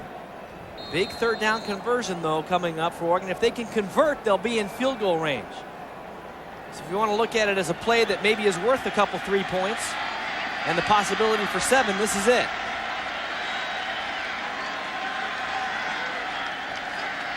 Clemens on the quick drop on the slant. It's tipped by Ernest Shazer, and it'll be 4th down now for Oregon. Had his man out there on the slant. He was open. I think that was Sammy that was on the outside there. Ernest did a nice job of jumping up, reading the play, knowing that, hey, they've done this a couple of times on us. This time I'm going to get my hand up there and try to knock it down. 54 seconds to go in the half. Martinez will punt the football. And almost blocked. And it'll come down and hit and will not get out of bounds. It actually takes a bad Oregon roll that time and gets into the end zone as it hit right near the sideline. And Michigan will get the ball at the 20-yard line with 44 seconds to go here in the half. And if you're Michigan, do you just run one play and get out of the half? Or do you try to score here with 44 seconds? Well, no, I would try to run one play and get out because right now they're not in a zone. Everything's not clicking for their offense. They can't pass the ball very well, and the running game hasn't showed up yet. So you need to get in the half, talk to your guys, time to regroup, and start the 3rd quarter with a bang. Folks, stick around at halftime. Coming up, we'll take a look at the new uniforms for the marching band football team, not the only ones. Pac-10 preview and some scores for you, first half highlights, and of course our halftime statistics, which right now Oregon is completely dominating that board. Navarre's going to throw it. A little screen pass, fumble, ball's on the turf. They'll call it incomplete.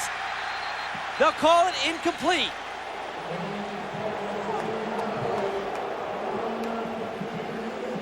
Kevin Mitchell again, Joe, making a play, sniffing out that screen. And at this point, the Ducks may want to use their timeouts. They have all 3 timeouts left after this play if Michigan doesn't pick it up. I don't know. That's pretty close. It looked like he might have had control of the football right there. He's turning around to run. That might be a fumble right there, Joe. I think that's might be a bad call. Coach Bellotti has talked a lot about instant replay. There are 2 TV crews on this. You got a scoreboard. You got 18 gazillion cameras on a game, and you can't use instant replay in college football. Well, you know, he caught the ball. You saw him turning around to get ready to run, so it looked like he had possession of it. 2nd and 10 now for Michigan. They'll hand it off to Perry. Tries to break it outside. Moore is there, and he trips him up, and let's see if Oregon uses their timeout. Oregon has 3 timeouts on the board, and Bellotti's yelling at him to get a timeout, and they finally do, but they let about 4 or 5 seconds go off the clock. The Ducks still have a chance here to get the ball and get in position to get some points, Anthony. Well, I think Michigan put themselves in a hole by trying to throw the football and try to do some different things. I think they should have tried to just run the ball, run the clock out, get out of here, regroup, and come back out in the 3rd quarter. This could bite them right now. Great tackle by Stephen Moore on a Heisman Trophy candidate, Chris Perry, who right now has 8 carries for 17 yards. It's going to be hard to stop Chris Perry for the whole game, but if you can contain him, that's what's important for the Duck defense. The ebb and flow of this football game with big calls. Did he get in? Did he not get in? Was it a fumble? Was it not a fumble? Great special teams play. What a fantastic football game we've had so far here at Autzen Stadium. And folks, get ready. Basketball is just around the corner. Come watch the Pape Jam doubleheader in Portland. The Oregon Ducks will take on the Marshall Thundering Herd at the Rose Garden. The women will host Colorado State, and the men will, of course, meet the Thundering Herd from Marshall. As I mentioned, that was announced this week. For ticket information, call 800-WEBFOOT or visit GoDucks.com. It's the Pape Jam at the Rose Garden in Portland. in December. Third down now. If the Ducks can hold them, they'll get a chance with the ball.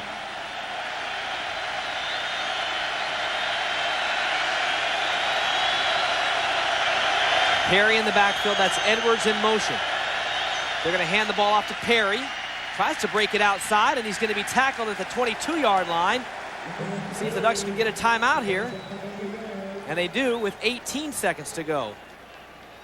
I'm a defensive guy, Joe, and I love the way the Oregon defense is flying to the football. It's that old gangrene tackling. Everybody getting there. Chris Perry has nowhere to go. He fakes one guy out, there's another guy. He fakes the second guy out, there's three more guys. Great defense by the Ducks. Anthony, a couple things could happen here. You could, there's a little known rule that if you do a fair catch, you can get a free kick off it. So a fair catch on a bad kick, and you could actually line up and kick the ball off and try and get it through the goalpost for 3, which is a very little known rule. It's hardly ever used because you're never in that situation.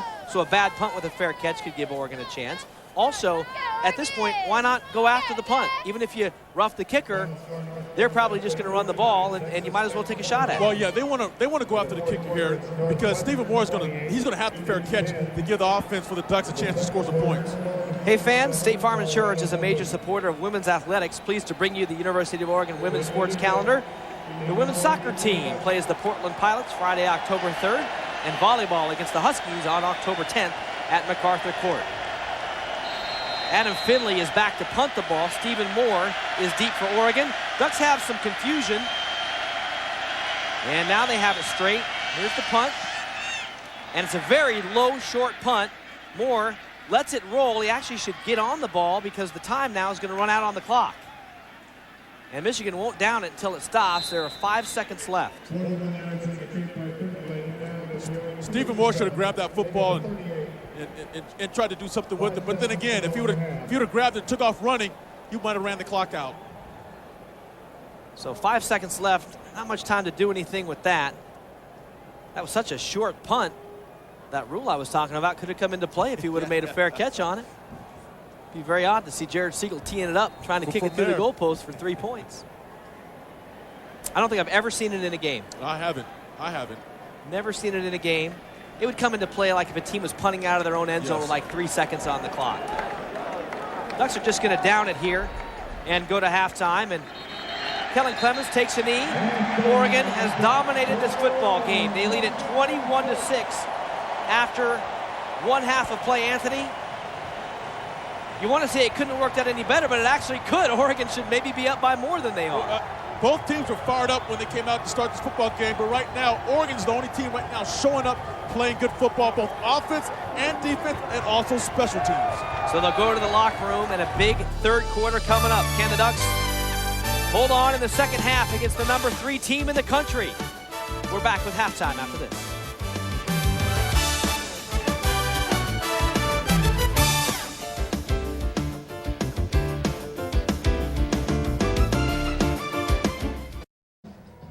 Welcome back, everyone. Oregon leading Michigan 21-6, getting ready to start the second half. Bobby DeBishop caught up with Oregon head football coach Mike Bellotti just moments ago.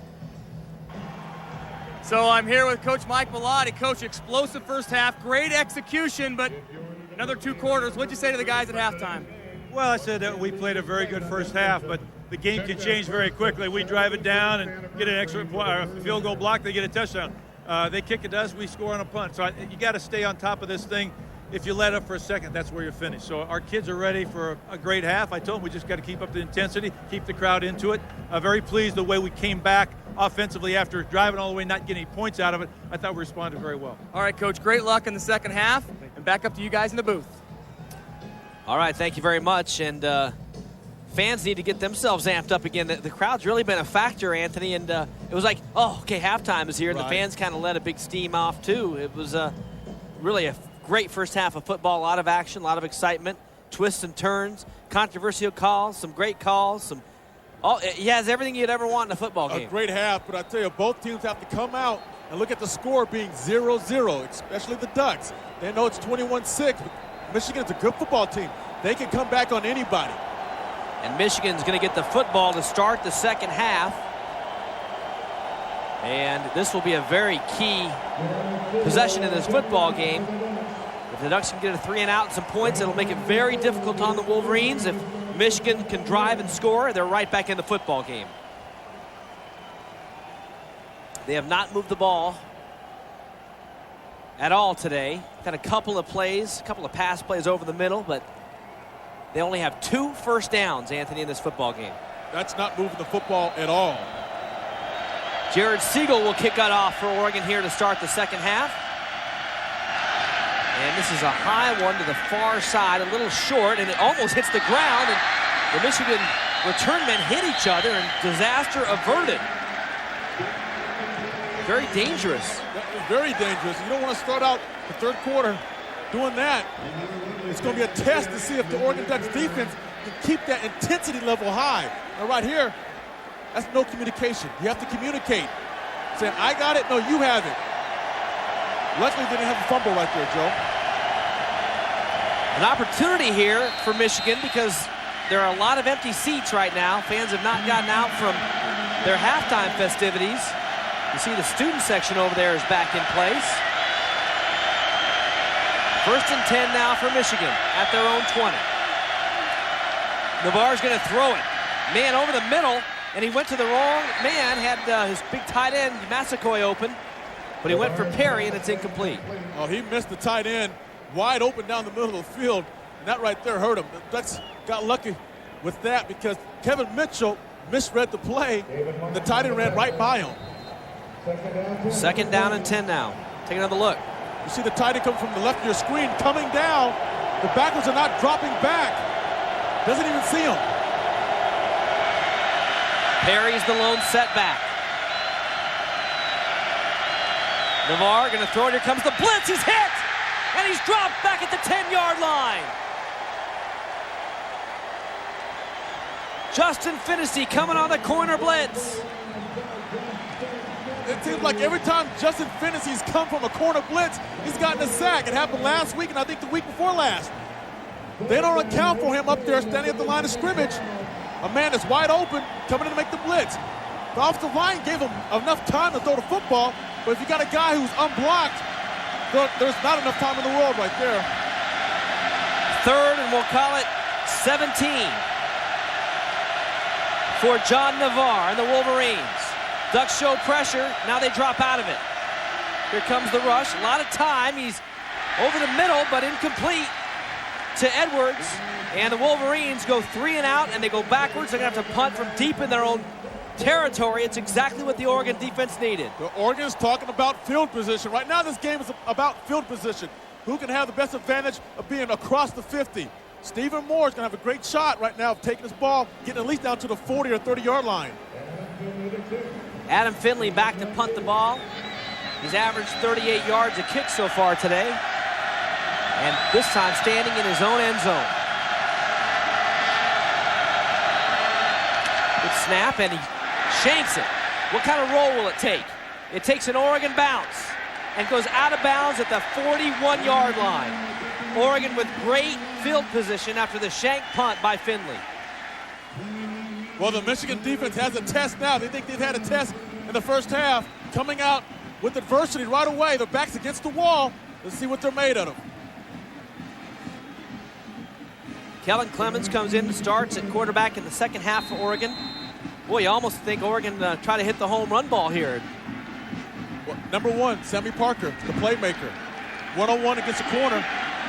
Let's check the corner speed against Sammy Parker's speed. A formation we hadn't seen yet this year. They'll motion the tight end back, and they'll run the football. Looking for a hole is Vincent, and there's nothing there, and he'll fall forward. It's a loss of a yard for Vincent. Field goal here would be huge, Anthony. If Oregon could get in position, because they're right in that no man's land. They've been there a lot this year. They have it. I'm looking at the Oregon offense to attack. I mean, I don't think a field goal is good enough for them. I think they want to try to get in the end zone, try to get a touchdown. And when you have to do that, that means you got to go to your superstar. Sammy Parker is the guy that needs to get the football in his hands. Starting at the 41, you almost have to come away with something with that kind of field position. Ducks hand the ball off the middle again. Vincent stays on his feet across the 35 to the 34-yard line. So that's a big play by Vincent to put him kind of right in that area where they might be able to try a field goal. It'll be 3rd and 3. Well, Chris Vincent did this on his own. He came up to the line of scrimmage, did a nice spin move, kept his feet, kept his balance, and got an extra 5 yards on the play. So a big play coming up here. Ducks on 3rd down today, 5 of 10, but just 1 of their last 5. Vincent's the tailback. LeBrotten is in motion. Here comes the blitz to the backside. Clemens throws, got a man over the middle. Taylor hit at the 20 and down there. 1st down, Oregon. Sammy Parker came out on that last series. That's important that other receivers like Kellen Taylor steps up to make these plays. Clemens, I tell you, I like the way he jumps up in the pocket, finds the receiver, puts the ball into the number 80's Kellen Taylor's hands, gets the 1st down. So big 1st down for Oregon as they are deep now in Michigan territory, leading 21-6. You see the shadows starting to creep into the playing field on the Michigan sideline. Doesn't hang out as far as it used to with the old stadium. Ducks going to run this one again. Vincent looking for any kind of room, and there's nothing really there. Maybe a yard. Ball came loose, but the referee says it was down. Yeah. What's Oregon trying to do is they're trying to have like misdirection plays, crazy formations, and then run a basic dive up the middle. Vincent with some tough going today, 11 carries for 9 yards. Whitehead has 52 yards on 10 carries. 2nd and long now for Oregon. Clemens going to throw it. He's got a man to the corner and cannot get it to Demetrius Williams. Demetrius had his man beat in the corner of the end zone. Clemens threw it just a little too far in front of him.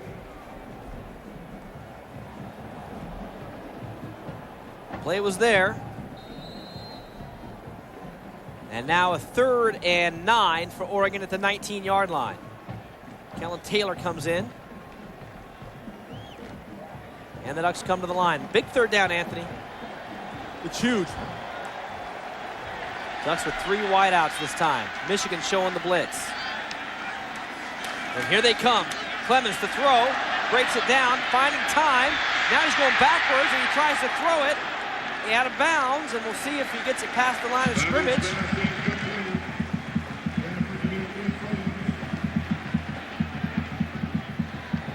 No flag down. No flag. That was a smart play by Clemens. That was almost a sack. That might have put him out of field goal range.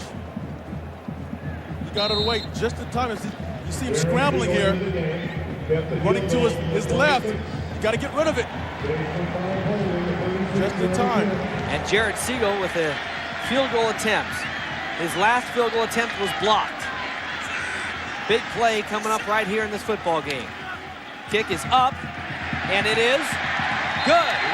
Straight through, so Oregon stops Michigan 3 and out. The field goal is up and good, and Oregon is up now 24-6. That's important to get points on the board. You come out in the 3rd quarter, you score. Now the defense is fired up.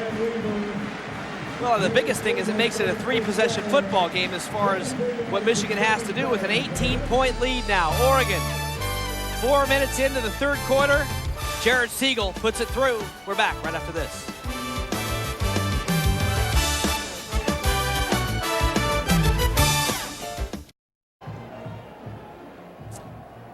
Capacity crowd, 58,000 plus on a beautiful sunny day here in Eugene. Oregon leading at 24-6 over the number 3 ranked Michigan Wolverines.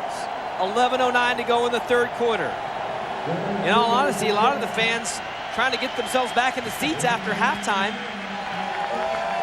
Now the intensity level, I would imagine, will start to climb. And I think the big question here, Anthony, is when does Michigan start to get out of their game plan? When do they start throwing it more? How patient will they be?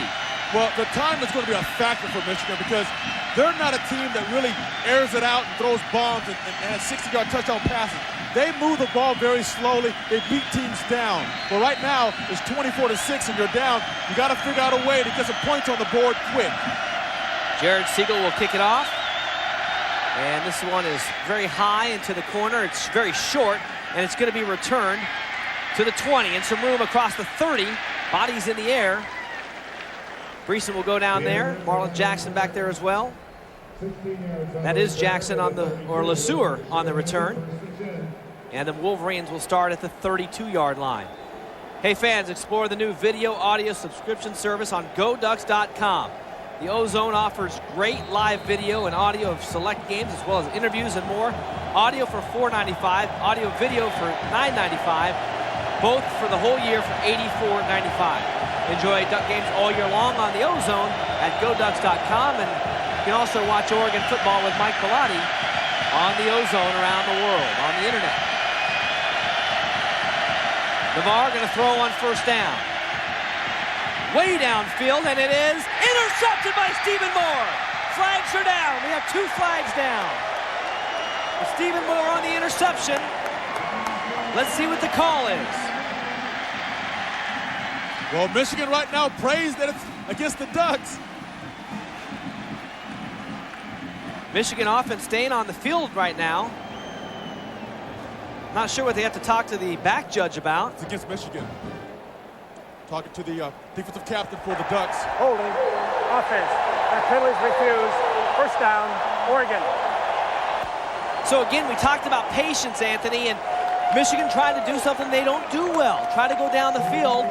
Interception. Trying to throw a deep pass, and then again, you're throwing a deep pass against, I think, one of the better cornerbacks in the Pac-10, Stephen Moore. When you throw to Stephen Moore's side, there's an opportunity for somebody to pick this ball off. Stephen Moore did a great job. Looked like he was the receiver running the pattern. Stephen Moore knew the pattern, jumped right in front of the ball, interception. Ducks with the ball now at the 33-yard line.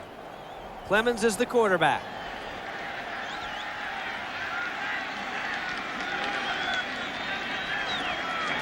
And he'll hand the ball off to Whitehead. There's just no room there at all, and Whitehead goes back 3 yards. And the Michigan defensive line has done a pretty good job stopping the run, although Whitehead has 50, well, now he's got 48 after having 50 yards on the game. But again, you have to run to keep him honest. You got to keep the clock moving. Oregon's going to need to have a little success here, aren't they, Anthony, running the football? Yes, they have to keep running the football, and they have to keep trying to find those seams. Whitehead or Chris Vincent, whoever's in the game, has to keep looking for those spaces to get down the field. Michigan is so fast that space closes up very quick. I think at the end of the first half, the Michigan defense started to get tired. This is Oregon's 50th play. Taylor makes a move and hit at the 37-yard line. Gain of about 7, setting up a 3rd and 5. They're trying to put pressure. Michigan's defense is trying to put pressure on the Oregon offense, and Clemens is rolling out. He doesn't know those guys are coming from behind. He took a shot to the back. But you see guys like Whitehead, Terrence Whitehead, making great blocks on the defensive line for Michigan. It's important that they got to protect Clemens. Can't let the defense of Michigan put a hat on him. 3rd down and 5 now for Clemens.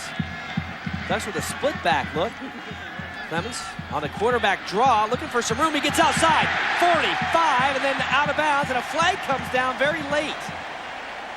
Anthony, did you see anything? No, I didn't see anything on that. That came down very late. Where the guys were blocking, Clemens was way past that point when the flag came out. And it's going to be on Oregon. Holding on the Ducks. That is a big penalty. Well, you can't shoot yourself in the foot playing against a team like Michigan. Big penalty. Gordon Reese, the official today. Holding. Offense. 10 yards from the spot of the foul. Still 3rd down.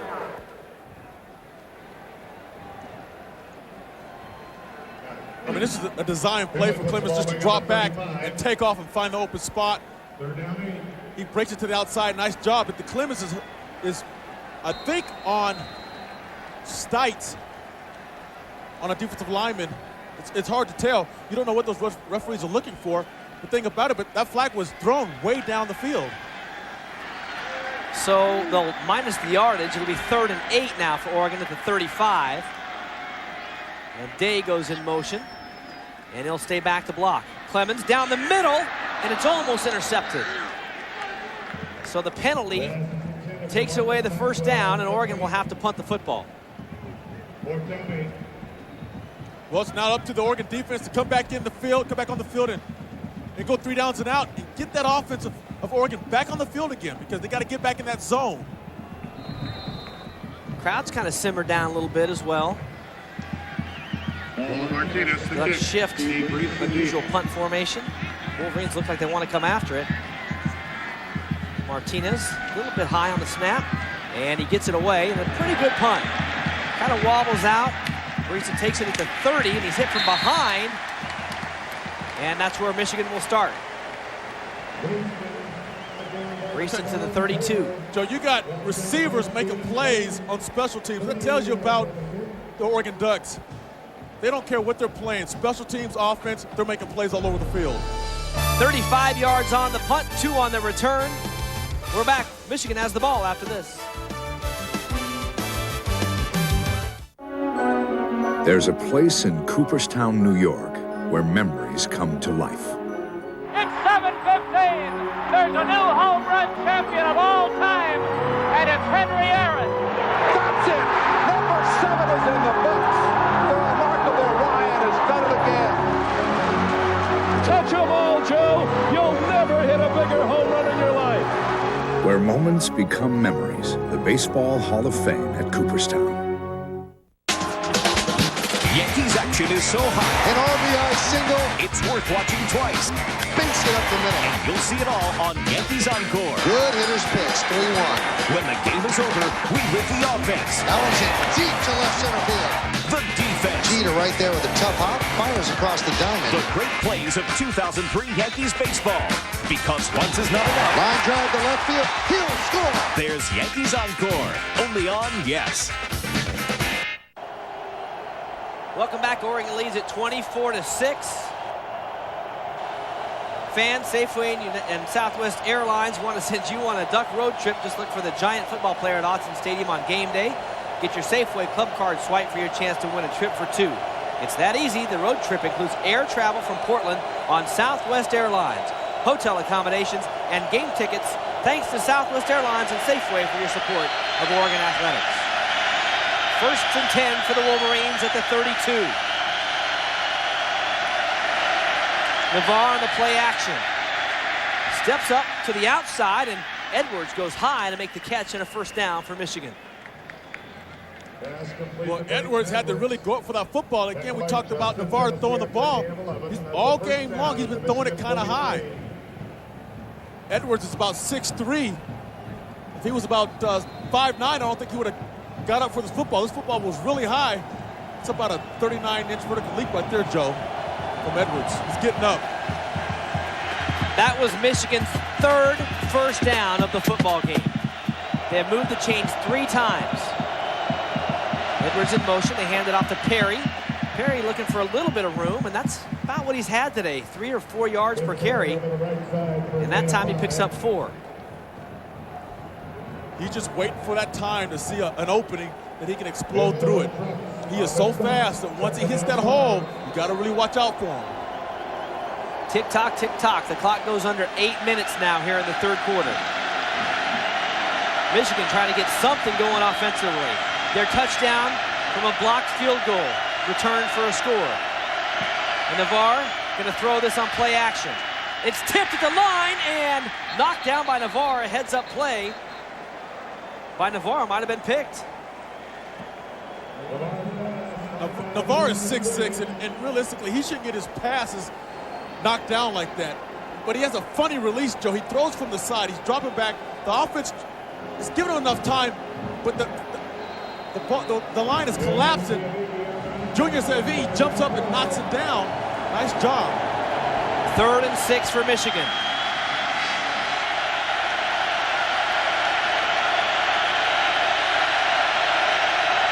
Crowd now making some noise, really for the first time this half. Navarre back to throw. Here comes the pressure, and it is complete and then dropped, and incomplete.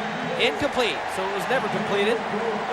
But a ball that was certainly catchable. That would have been first down yardage, Anthony. You're right. It would have been a first down. And Michigan right now is hurting themselves. John drops back, does a little pump action. He has to get rid of the football, and Igor lays it into him. This ball was right in the chest. Just falls out. You can't have missed opportunities. You're playing against a good football team right now, the Ducks.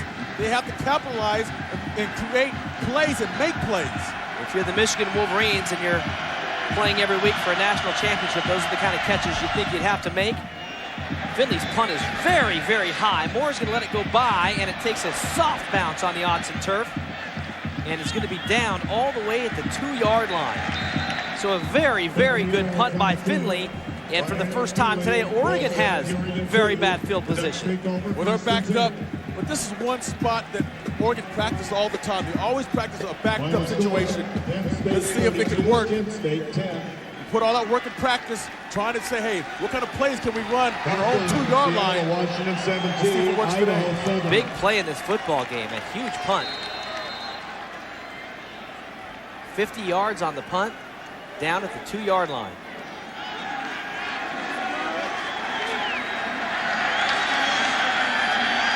Dangerous spot now here for Oregon. Clemens is the quarterback.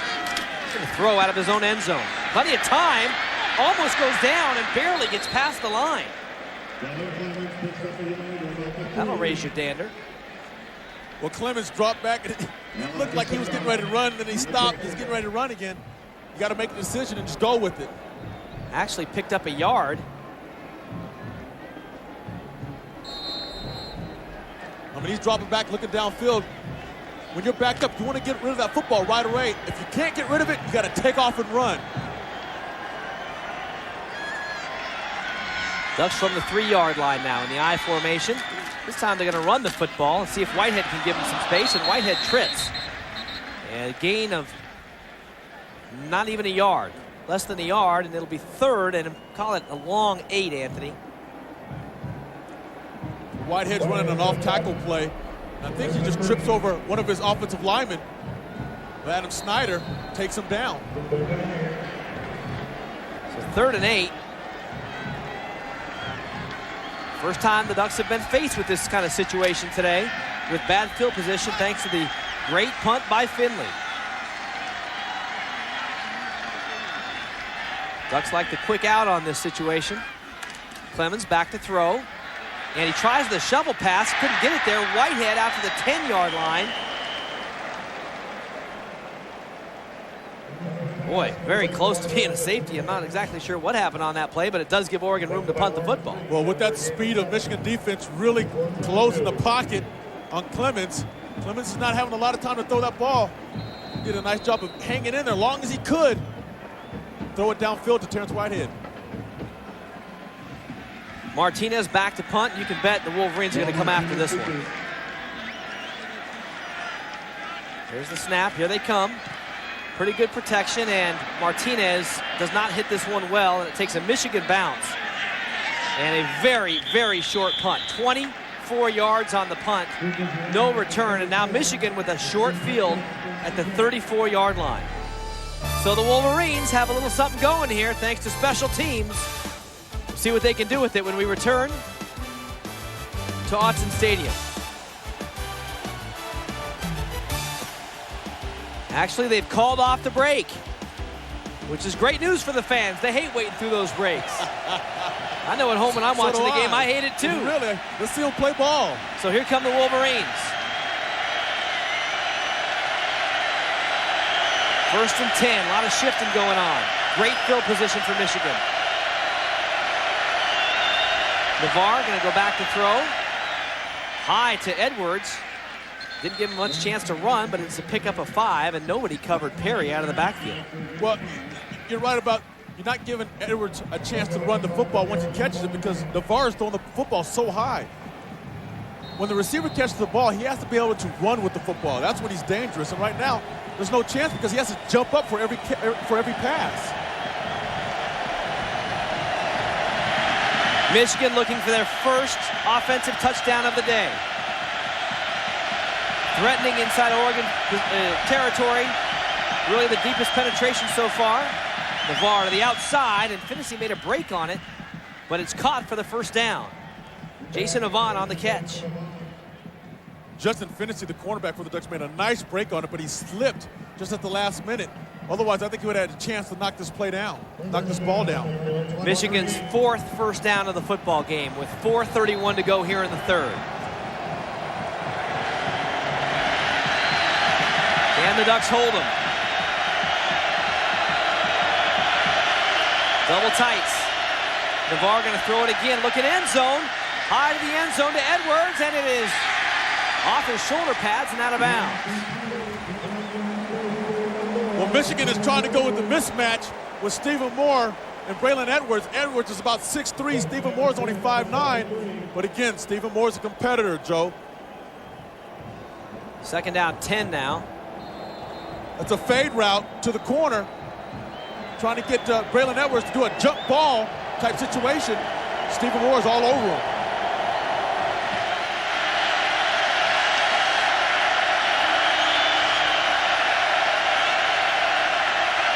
Here come the Ducks on a blitz on 2nd and 10. Navarre steps up, got a man across the middle, 5-3-2, and touchdown, Michigan.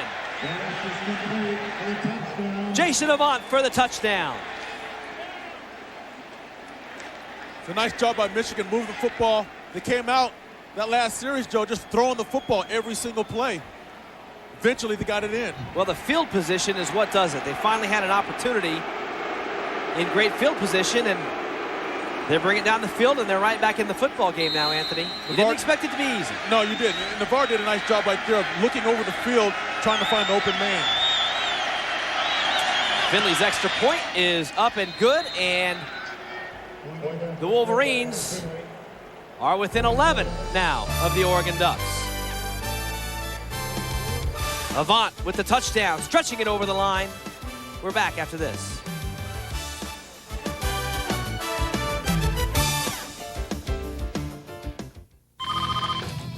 Hello. Hey, it's Susie. I'm in the neighborhood. I thought I'd stop by. I don't know if that's a good idea. My place is kind of, I've got some Bud Light. Come on up. Nice place. Thanks. I'll put this in the fridge. Make yourself at home. Okay.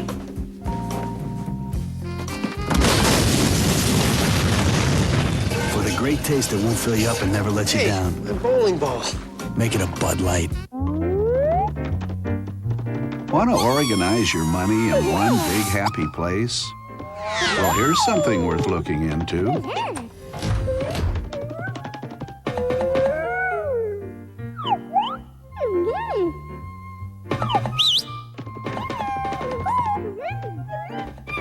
Oregon Community Credit Union. Hey, we've always got room for one more. Organize your life. The safety book says, sometimes a power line can fall down. It can look innocent, it's not. Hello, you're awake? From this you could get killed. Oi, there's more. It says even the ground around a down line, dangerous. Don't go near it. Okay. If something even looks like a fallen line, What do I do? this you should know by now. Stay, just stay. I'm good with that. Your safety matters. If you see a down power line, call You us. never listen anyway. Jason Fife getting loose on the sidelines. See whether or not he comes in the football game. And Avant with the touchdown over the middle from John Navarre. 4 plays, 34 yards on the Carl's Jr. scoring drive. Took him 113, Anthony. There's a lot of time left in this football game. And Michigan, with great field position, maybe opens it up a little bit easier for him. Well, it does. And look at Michigan, that last play. Everybody played well. Navarre did a great job of scanning the field, finding the open man. Kickoff goes through the end zone, and Oregon will have the ball at the 20. And Anthony, momentum swings are such a big part of college football. Talk about this series as it relates to that for Oregon. Well, the Ducks have to answer to what Michigan just did. The offense has to move the football, control the football, and keep the Michigan offense on the field, off the field. Michigan's offense has finally found some things that are working. They're going to come back and try to do them again. But if the Oregon's offense stays on the field, that's what happens. Then they'll score some points. You've got to bounce back. Really is the biggest possession of the football game. An Oregon touchdown might be the knockout blow. A 3 and out, and Michigan has the ball in great field position again. Trying to cut it to 1 score, and flag down on the play, so somebody's going to have a 5-yard penalty. You got everybody pointing down there that They're offsides. We're offsides. That ball, offside, defense, offside by contact, 5-yard penalty, previous spot, still first down. If you're looking for, oh, he leaned a little bit. Not a good call by the official. Any movement there on the offensive line, and that's what he's saying. Not my fault, says Norman Ewer. Norman was correct. So 1st and 5 now for Oregon. Michigan's defense definitely fired up. Fife's going to hand the ball off. Whitehead has some room, breaks a tackle, still on his feet. And a first down across the 30 to the 33. Little success running the ball. I think Whitehead is having more success running the football than Chris Vincent. Whitehead is a little quicker, he's a little faster, he's not as big. He goes through the hole, and he just all of a sudden disappears, and then it reappears 5 yards down the field. Chris Vincent, on the other hand, is a big guy. He's a big bruiser. He's getting down the field. Speed kills. Speed right now is an important factor. Ducks in the no huddle. Hand it off to Whitehead again. He's still on his feet, and he'll pick up about 3 yards. So which is more important here, Anthony, running the clock or keeping the Michigan defense on their heels? Well, you got to keep them on your heels. You got to run the football game. You got to establish the running game. But again, you got to keep doing how you got 28 points, 24 points. Somehow find ways to get that football down the field. 2nd and 7 now. Fife going to throw it. On the fade, he's got Sammy Parker. It was not a good throw, and the flag comes out.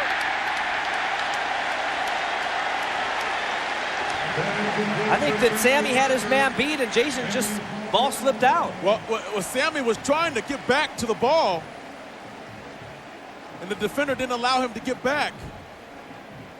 Well, he sure had his man beat. Pass interference on Michigan. When Jason threw his football, it looked like it was a floater. He didn't really get into it. And Sammy saw the ball, and he was trying to get back into it. 15 yards from the previous spot. Automatic first down. And Marcus Curry, he was running right with them, but when you turn around, you got to try and look for the football. That left hand that you can't really see on camera was into Sammy's chest. Had the potential to be a big play. Just don't think it got out of Jason's hand right. First down in Michigan territory now. Ducks in the I formation. Fife's going to throw it. He's hit, looking for Sammy again. Parker makes the catch at the 18, make it the 20-yard line. Ducks went right back to it, Anthony. Right back at it, another fade. They feel confident that Sammy Parker can run right past Marcus Curry. Curry's upset that he thinks that Sammy's pushing off. Referees didn't see it that way. Curry just fell down, and Sammy makes a nice over-the-head catch, over the shoulder, first down. Move the chains. Those yellow shoelaces, easy to give the referee a good look at his feet. Looks like Flash Gordon. Speed. First down now for Oregon at the 20. Fife has a man open down to the 9-yard line. And Sammy Parker making the 11-yard line. It'll be 2nd and 1 at the 11-yard line now. Well, this is the Sammy Parker series. It's all about Sammy Parker. Right now, the Michigan defense has to know where Sammy Parker is lining up on the football field. And the no huddle, I think, is really giving Michigan trouble. They're trying to get their signs from the sideline.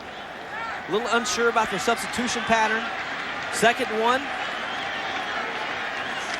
Ducks are going to run the ball.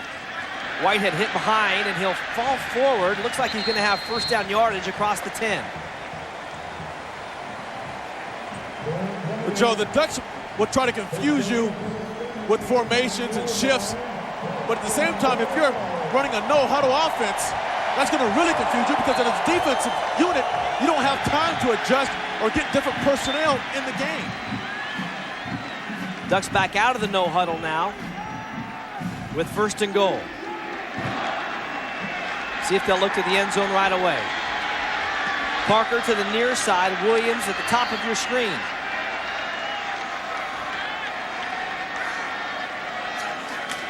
Fife's going to run the option. Cuts it up, still on his feet, and falls to about the 6-yard line.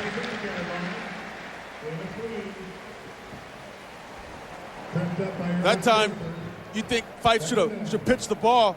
We can see it from a different angle. Fife knows where that end zone is, and he's trying to get there himself. You see that pursuit coming for the Michigan defense. Maybe a good time for a little misdirection. Yes. Jason needing to get the play in, down to 15 on the play clock now. With 1:22 to go here in the third quarter.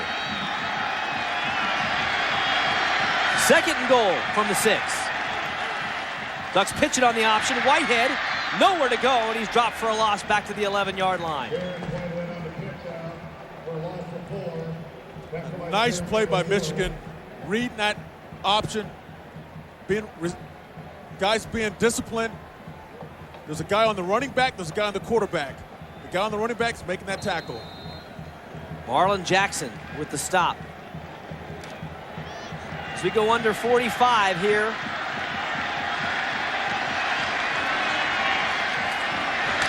Oregon on third down, trying to run the ball, and Whitehead takes it forward to the 5-yard line. It was LeSueur on that last tackle.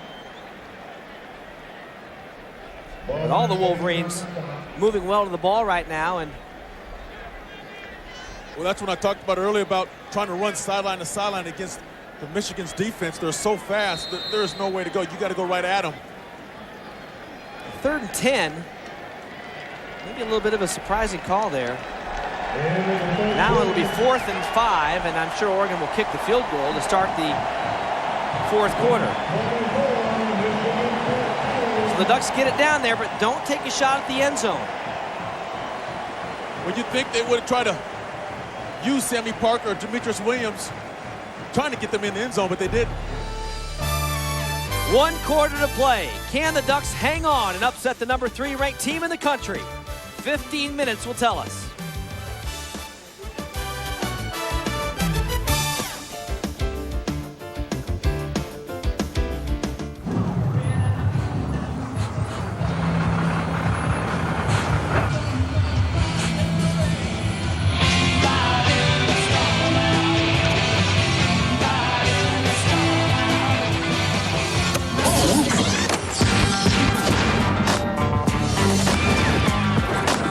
There's a new vanilla in town. Introducing Pepsi Vanilla. The perfect blend of cola and vanilla. That was awesome. That's not so vanilla.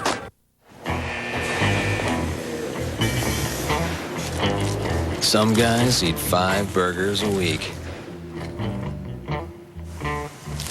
That's 260 a year. Or 11,000 burgers in a lifetime. Hey, you might want to pace yourself. The Barbecue Ranch Chicken Sandwich, new at Carl's Jr.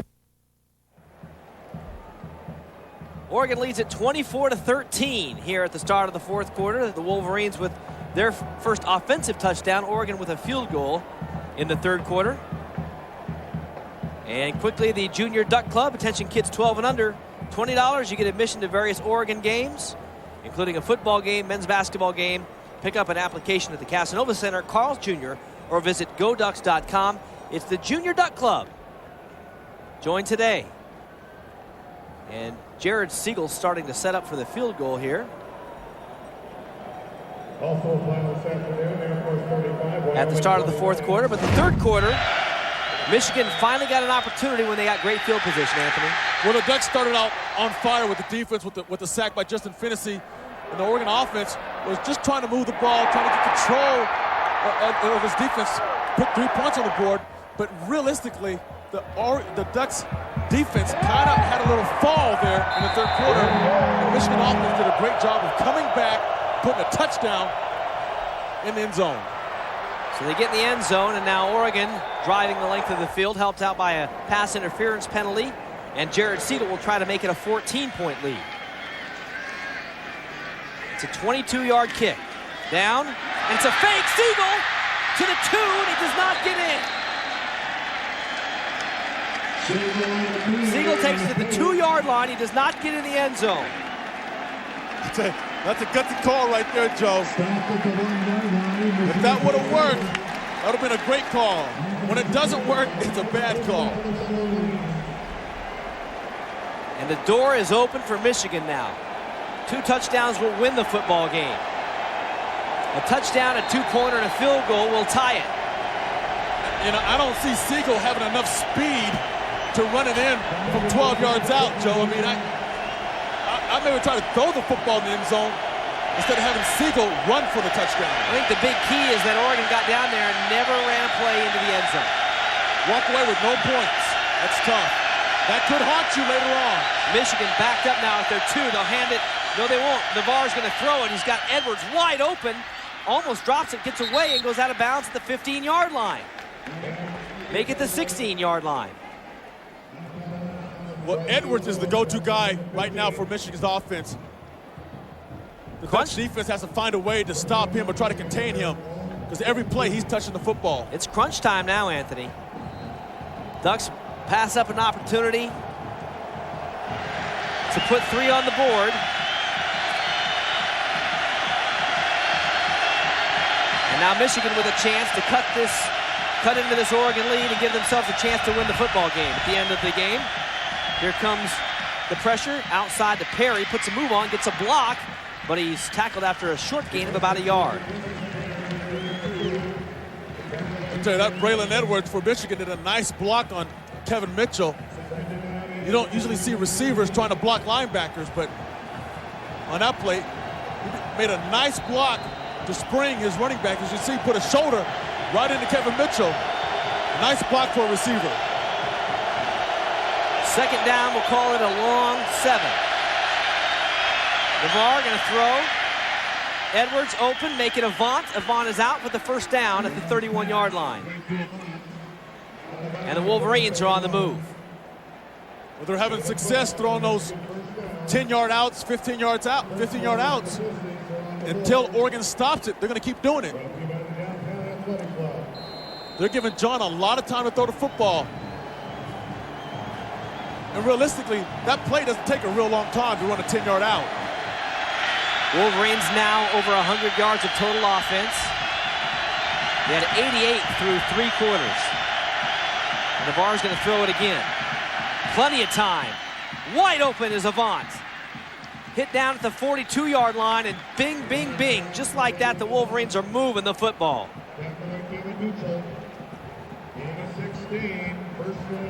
Navarre is sitting back in that pocket, Joe. No one's even coming close to him right now.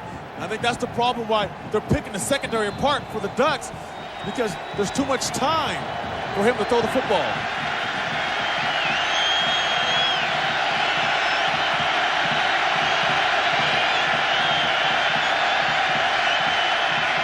Throw it again. Over the middle, has a man, and a gain of about 3. Edwards, I think he was maybe the 4th option on that play. Yeah, he was. Navarre's doing a good job of reading the field, looking at his first read, second read, third read, and then dropping it off to his 4th option.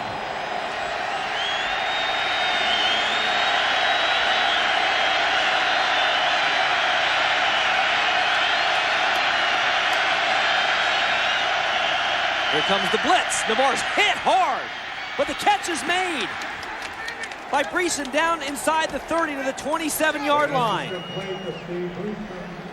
Breeson with the catch.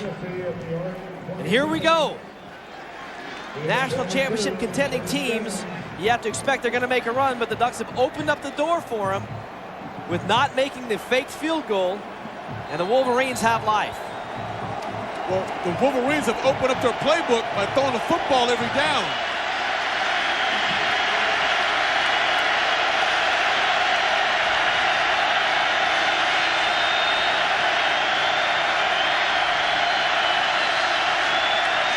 Navarre's going to hand it off to Perry this time, and Perry's still working, and they'll pick up a couple of yards. So right now, Chris Perry is dangerous, Joe, and the reason why is that he hasn't had a real good game. There's no long runs by him. He's looking for that run. He's going to keep running hard until he gets that long run. 10 carries for 23 yards for Perry today. And this is Michigan's best drive of the afternoon, starting at their own 2-yard line. And Oregon has to use a timeout. A little confusion with only 10 men on the football field. So we'll take a timeout. The Wolverines, has the comeback begun, or can the Ducks hold on here in the second half? Back after. Mike's been talking about sending his boys to his alma mater since they were born. When he started getting ready for it financially, he talked to me. We live where you live. Now the same State Farm agent who helped you plan for just in case can help you with what could be, with education savings plans and other funding options. For help with banking, insurance, and investing, talk to your agent today. Like a good neighbor, State Farm is there. Show your civic pride and cheer on New York's hometown heroes. It's a battle of the badges as police and firefighters square off at NYC's Bravest versus Finest Charity Baseball Classic. It all starts Thursday at 8, only on Yes. With its four-wheel disc anti-lock brakes, Select-Track four-wheel drive, and smooth-riding quadricoil suspension, Jeep Grand Cherokee has everything you could possibly want. It even comes in 10 different colors. Well, maybe 11. Right now, well-qualified buyers can buy a Jeep Grand Cherokee for $299 a month for 36 months and get our 7-year, 70,000-mile powertrain limited warranty. Proof that it's one of the best values in America. Where you're going, you'll need stuff like this. And if you expect to graduate in 4 years, you'll need this. Call now and you'll get a PC that works hard and plays hard when you upgrade to a compact Presario with Intel Pentium 4 processor. For only $499 after rebates, you'll email photos, play games, listen to music, and, oh yeah, do schoolwork. Call today and get a CD burner for $1 and compact notebooks from $6.99. When it really matters, choose compact. On the next History of the Yankees, learn the secrets of the most famous resident of the Bronx. It still smells like a ballpark, you know, it's still Yankee Stadium. The History of the Yankees, Part 5, Tales of Yankee Stadium. Today after the postgame, only on Yes. Oregon leads at 24-13. The Wolverines trying to make their comeback right now. Trying to make this a field goal game with 12:27 to go, and they finally have it going here in the second half. 115 yards passing. So the Wolverines are starting to move the football finally. Well, it's important for the Duck defense to get the crowd involved, Joe. The crowd's been kind of quiet. Michigan hasn't had a hard time, has had an easy time checking plays and making different calls. Well, the crowd needs to get back involved again so Michigan can't hear. Games like this always turn on special teams. Ducks go for the fake field goal. Would have been a 22-yard chip shot. Would have made it 27-13. And instead, the Wolverines drive out from the shadow of their own goalpost. And now have a 2nd down and 8 at the Oregon 25-yard line. Navarre, the 5th-year senior, Michigan's national title hopes on the line.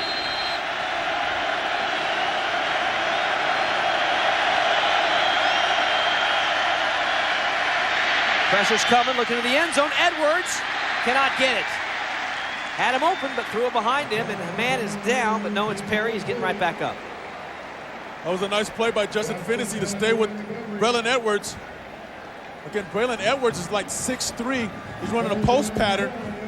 Justin Finney is playing from the outside. He was really beat on the play, but the ball wasn't right on the money. Big 3rd down for Michigan.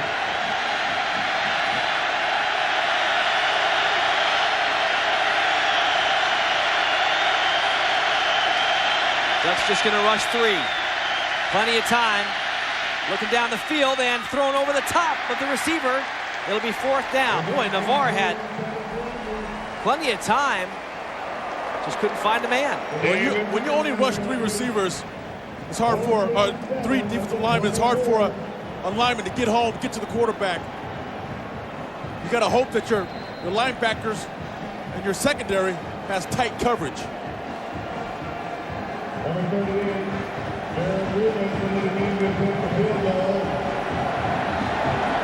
Garrett Rivas in to try the field goal. It'll be a 42-yard attempt. Make it a 42-yard attempt. Stand corrected. A 42-yard attempt. He's 2 of 4 on the season. And a flag is down, and it's a delay of game. So maybe give the crowd the 5-yard assistance there. Yes. And now it'll be a 47-yard. After 47. Delay game. Offense. 5 yards from the previous spot. Still 4th down. And it's against the wind. Just a slight breeze blowing into that end of the stadium. Well, I think they're changing it up here. I think they're going to try to go for it.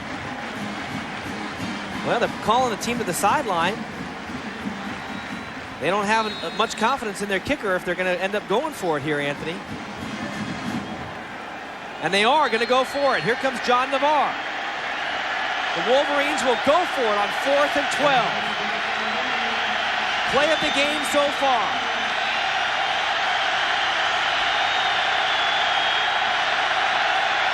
He's going to throw it. Plenty of time.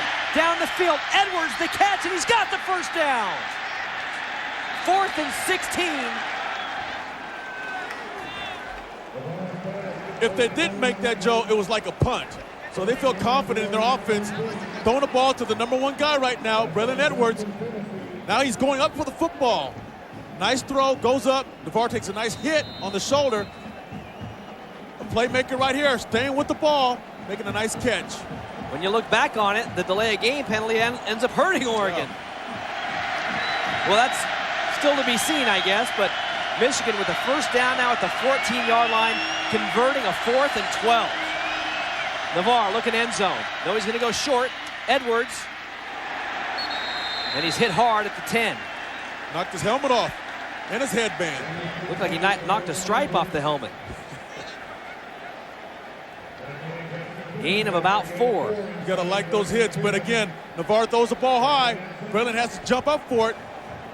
No time to run, and up helmet just flying off with the headband. He kept his mouthpiece in his mouth, though, Joe. Clock is stopped right now. I'm not sure why. Clock should be rolling, and it's not. Now it's going. Navarre trying to change the play at the line. Having a hard time communicating. Still 10 on the play clock. Here comes the blitz up the middle. Wolverines pick it up to the end zone, and it is out of bounds. Complete, but out of bounds. Tell you that right there, John throwing that football, he threaded the needle on that one. Just a little too far, one step out of bounds. Just tries to get that 1 foot down. It's a game of inches, Joe. Just a little bit too far. 3rd, and we'll call it a long 5. Here come the Ducks on the blitz. Everybody's coming to the end zone. Caught for the touchdown. What a turn of fate. A delay of game penalty on the Wolverines results in a touchdown after converting on 4th and 12. And they'll have to go for 2. Although there's plenty of time left in this football game. There's a whole lot of time. It's tough to keep a team like Michigan down the whole game. That's why when you play Michigan, you can't play 2 quarters or 3. You have to play 4. The lead is 5.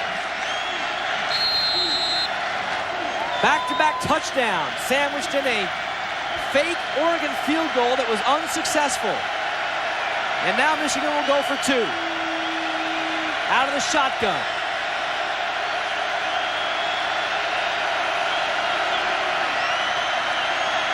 Looking end zone, he's got a man, Edwards, and they give it to him. The 2-pointer is good, and the Wolverines are within a field goal of tying this football game. That's a nice play by the receiver, reaching out, getting in the end zone, smelling that end zone, knowing where he has to be to score some points. Just a little fade pattern. And right here, Preston does a nice job of getting separation from the corner from Stephen Moore, catching the football. And then Braylon Edwards does a great job of using that 6'3" frame, reaching out, put the ball over the end zone, but his body might hit the ground first before he stretched out, Joe. Close call. All the momentum is on the sideline of the Michigan Wolverines. 98-yard drive. 13 plays. Took them just 3:50 to go 98 and breached in the 10-yard touchdown reception. And this is a 3-point game, and I think for Oregon, Anthony, they've dominated this football game except for the last drive. Well, they absolutely dominated, and they're ahead by 3. You're right, Joe. They have to come out and dominate right now. The kick is a short little pooch kick, and it hits. It goes out of bounds, so the penalty will only be about 5 yards, because that's about where the ball went out. So 35-yard line. Oregon will start there. And championship teams respond, Anthony. Yes, they do. This is a football game, and that's what it's all about. Playing football games, you're going to get struck with adversity, but you got to be able to bounce back. Looks like Jason Fife is coming back in the football game.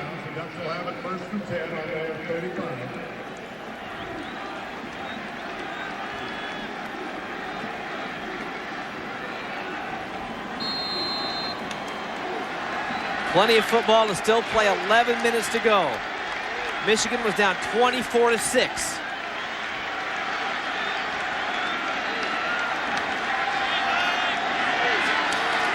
Fife going to hand the ball off to Whitehead, looking for some room. Has some, still trying to fight his way across the 40 to the 42-yard line. So a gain of about 6.5 yards. It'll be second down and 3. That's that quickness of Terrence Whitehead trying to get those extra yards on his own. He does a great job of stopping and starting again. Kind of like a Barry Sanders of the old NFL. Just when he stops and starts, you can't go fast enough. It's too quick. Ducks with a very tight formation. Now they'll shift out of it. And Fife's going to throw it. He's got a man wide open across the 50 and out of bounds at the 40-yard line. Dante Rosario. The true freshman getting some game time and making plays.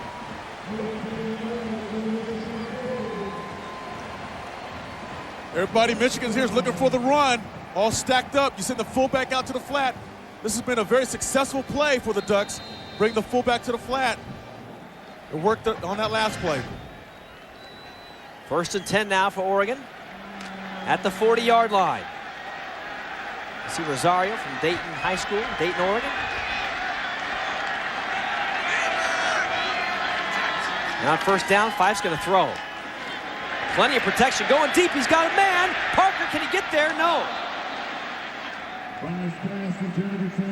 Sammy might have given up on the ball a little early. Well, you know, Sammy, I don't know if he's really 100% healthy. He's playing on an ankle that's, I know by this time, it's starting to bother him right now.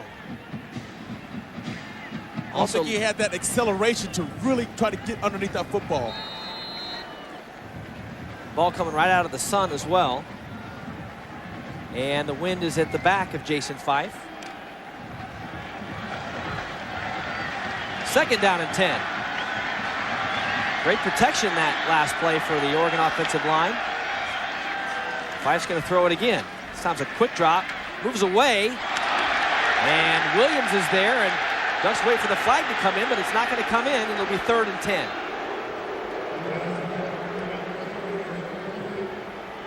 I think that was just good defense right there.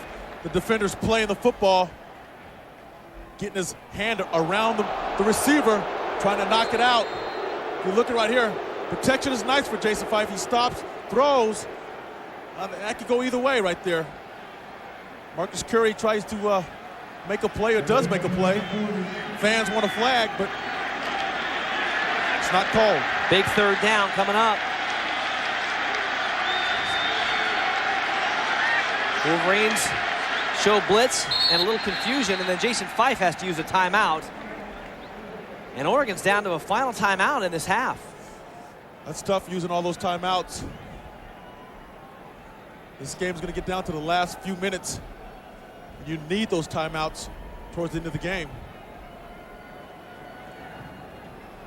And that last series right there, that last play, looked like both teams Joe were confused. The defense was running around for Michigan, trying to get lined up, and Fife didn't like what he was looking at and called a timeout. You can see the excitement on the Michigan sideline right now, too, Anthony. And Oregon sideline just, you hate to be in that posture where you're just trying to hold on. And Oregon's come out on this series, and they've thrown the ball, and the big play to Rosario. But I think at this point, emotion is on the Michigan sideline. Well, it is. And another thing is, where's the crowd? The crowd's out of the game right now. It's a little quiet, and that's what Michigan wanted.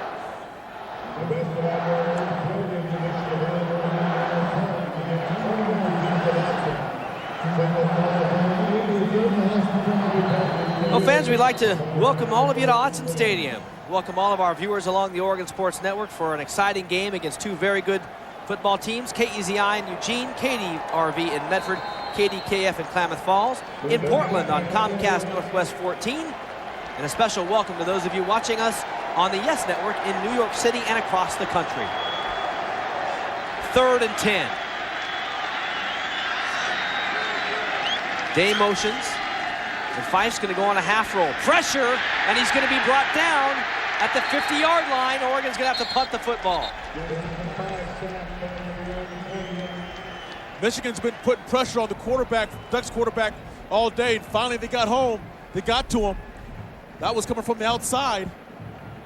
As Fife starts to turn around, the right in his face, Larry Stevens, number 13, one of the best pass rushers in the nation, gets to Fife.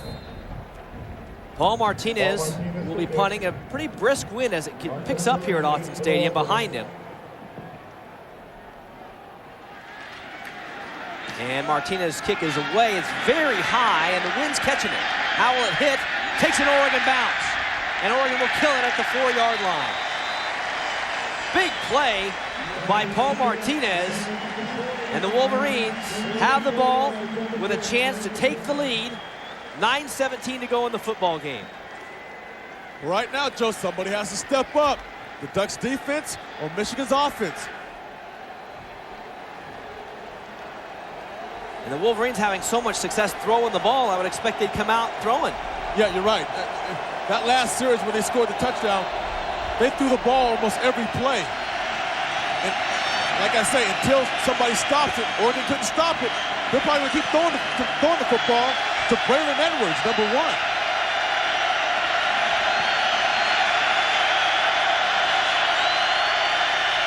Navarre's going to throw it, looking deep. Keith Lewis tried to get there for the interception, but could not quite get there. 2nd down, 10. Well, all day they kept throwing the out pattern. That was the out and up. Trying to see if Stephen Moore was asleep. He was not. He was right on coverage. Also, Keith Lewis was back there. It was Justin Finnessy in coverage.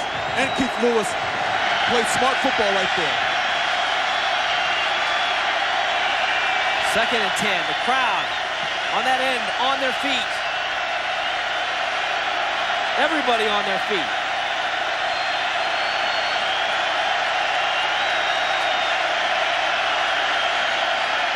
Navarre going to throw, and it's dropped. 3rd and 10. Well, this can come down to field position, Joe. 9 minutes left in the game. Michigan is backed up. It's all about field position. The Ducks hold up here. They got to punt the ball. Michigan has to punt the ball. The Ducks offense will have good field position. The Wolverines have been converting in the second half.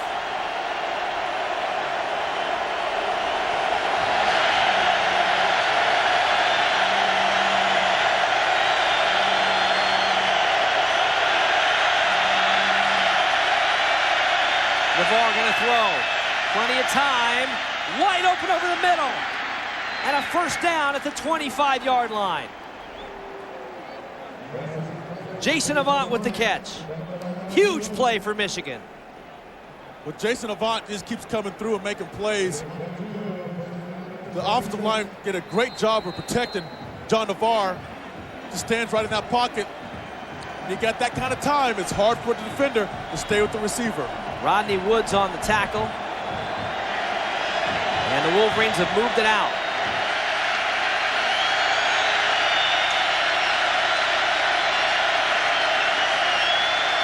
LeVar going to throw again. Again, great protection. Finally breaks down, and now he goes down back at the 18-yard line. Coverage sack. Exactly right, Joe. That was a coverage sack. The secondary for the Ducks did a great job of finding the receivers, getting close to them, manned up.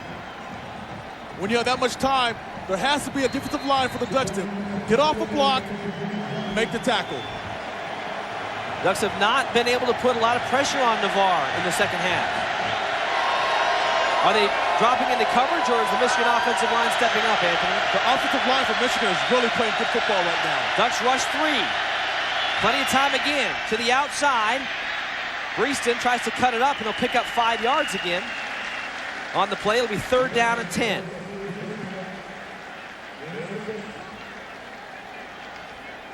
The Michigan line is just playing extraordinary right now. They're really protecting John. John's standing back there, Navarre, having all day to throw the football. And when you got that kind of time, I don't care what kind of secondary you have, you can't stay with the receivers for that long. What do you do here, Anthony? Do you bring the house, or do you play coverage? I play coverage. I drop back. 3rd and 10.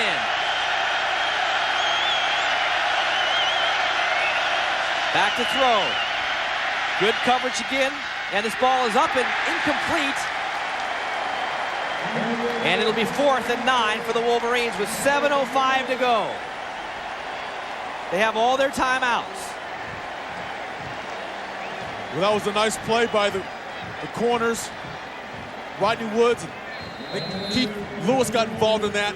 He had enough time to throw the football. The ball, again, was a little high. He kind of threw it into a crowd. It's a dangerous throw right there. Finley to punt into a pretty stiff wind. Blocked! It's blocked! Oregon picks it up. Have they picked it up? Picked up! The ball is still loose! Touchdown, Oregon!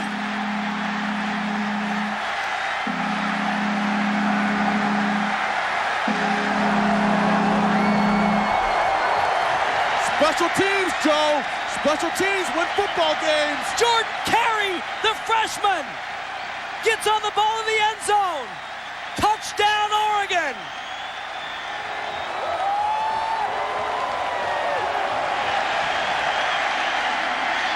That couldn't happen at a better time for the special team coach, Robin Ross.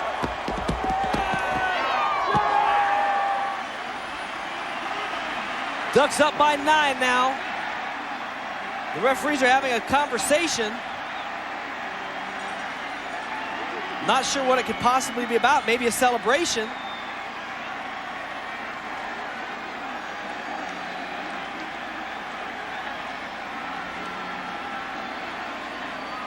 Well, they're talking to the Michigan's captain, defense.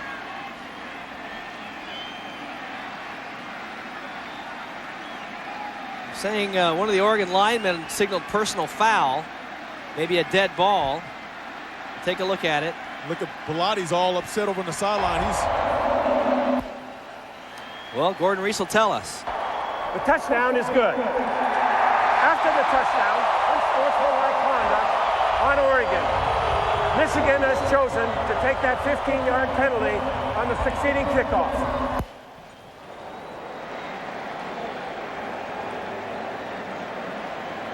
So the Wolverines will have good field position after the PAT. And this becomes a very big point after. Very big.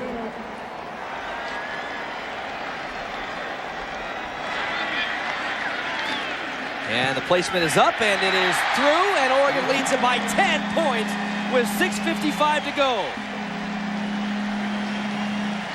We'll take a look at Keith Lewis. We'll look at it right now as the ball is loose and Jordan Carey gets on it in the end zone. Can Oregon hold on for the upset?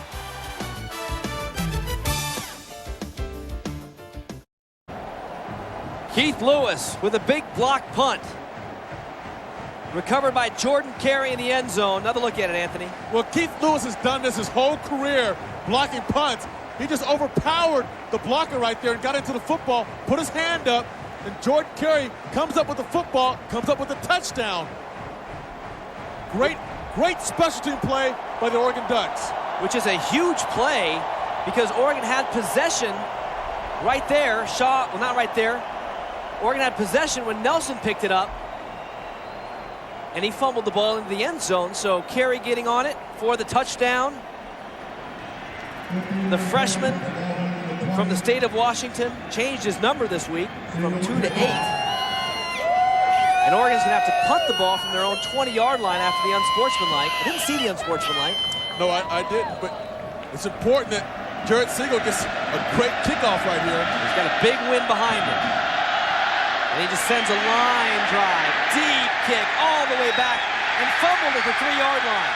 Breeston picks it up there and has some room on the sideline. Breaks it outside. Siegel's there and makes the stop at the 42-yard line. And a flag comes down late. Flag comes down very late. And it's on Michigan.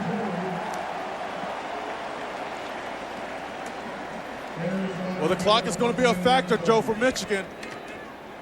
Again, they don't have big plays going downfield. They try to move the football.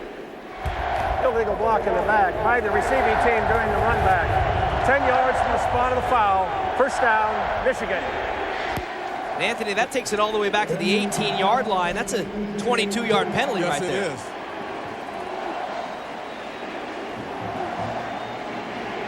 Well, here's the interesting thing that people want to see what the Ducks defense is going to do is try to put pressure on John Navarre or stay back, keep the backers in coverage.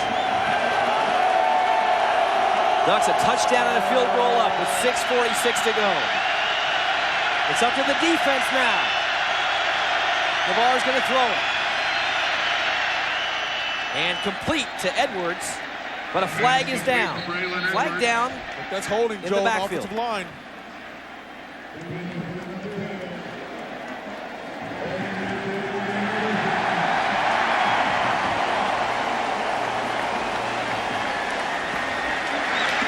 Lloyd Carr is not happy with that call.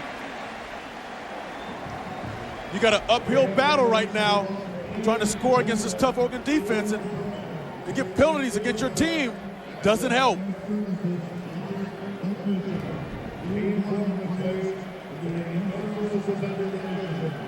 Holding offense. Half the distance to the goal from the previous spot. Still first down. So with the penalties, back to the 9-yard line after having a chance to start at the 42.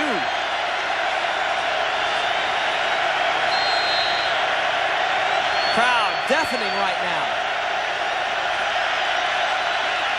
And the flag is down. It's a free play for Navarre. And a completion. No, it's incomplete, but they'll take the penalty. It's going to be offsides on Oregon.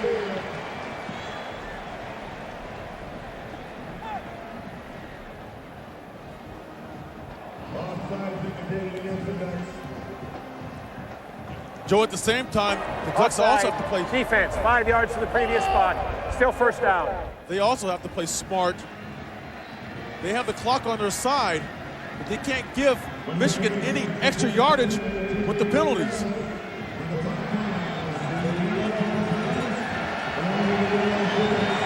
The official clock didn't move on that play, however it should have. As we're under 6.5 to play. Navarre going to throw. Plenty of time. He's going to run it this time. Puts on a good move and goes across the 20 to the 22-yard line. You know, Navarre is looking for a deep pass right now. He's looking for his receivers to get way downfield, but I don't think they have the speed to get downfield. I don't think they have the speed to run a 60-yard touchdown pass. These guys are a lot of 15-yard deep end receivers. Out of the shotgun. This time a little more pressure and a great catch made over the middle by Breeston. While he was falling down, first down for the Wolverines. That was great concentration on this ball. Navarre scanning the field, coming back to his backside. Excellent catch. Once again, Michigan has all their timeouts left. Oregon would love to make them use them here on offense. Ducks rushing 4. Steps up, goes deep, almost intercepted by Stephen Moore. Stephen Moore did a nice job of reading that play. Joe coming underneath the receiver. And they're looking for, Oregon's defense is looking for somebody to step up and make a play. Stephen Moore almost did that. It looked like Stephen Moore was running the pattern. But when it looks like that, it's because he knew the pattern and he ran the route for the receiver. Now Oregon's defense on the field for a long time. Can they hold off the Wolverines? 2nd and 10. Down over the middle and caught by Breeston at the 42-yard line. Right now, Breeston is the go-to guy, and he's making great catches. He's lined up in the seam by himself, untouched. When you get a receiver running down the field untouched, you got to put your hands on him. That's too much speed running in the open right there, Joe. Breeston picks it off the carpet. That's his 5th catch of the afternoon. Avant inside the 25.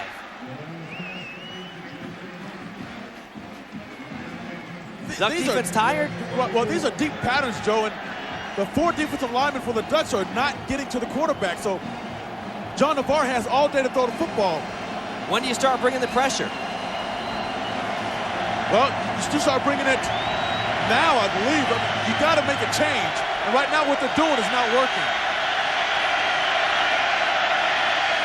Ducks rush 4 again.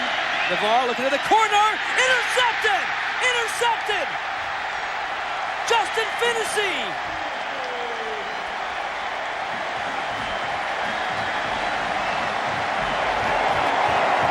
John Navarre, I guarantee you, wants that football back. Let's go, baby!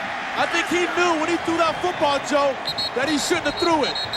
He's on the far hash, throwing a deep out pattern. Not even a chance to get that ball there. And Breeston saved a touchdown. There was nobody in front of him. The 5th-year senior trying to bring his team back and keep their national championship hopes alive. And Finney with the interception. Maybe it's Oregon we should start talking about in that vein. Can they hold on? Hey, Yes Network fans, now sport a new look with Yes Gear from the home of champions. Shop online now at YesNetwork.com and gear up with t-shirts, sweatshirts, hats, bags, ladies apparel, and much more. Plus, buy collector's items, including special autographed biographies from Paul O'Neill and Jim Cott. Online ordering is easy with a major credit card. And don't forget to check for special discounts and giveaways. So log on now to YesNetwork.com and get your Yes Gear here. The greatest names. Paul O'Neill, his 3rd home run of the game. The greatest games. Deep to left, it's a home run.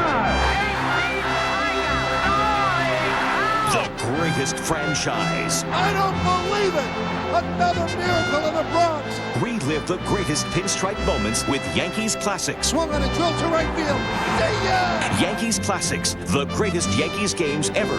Only on the Yes Network, the home of champions.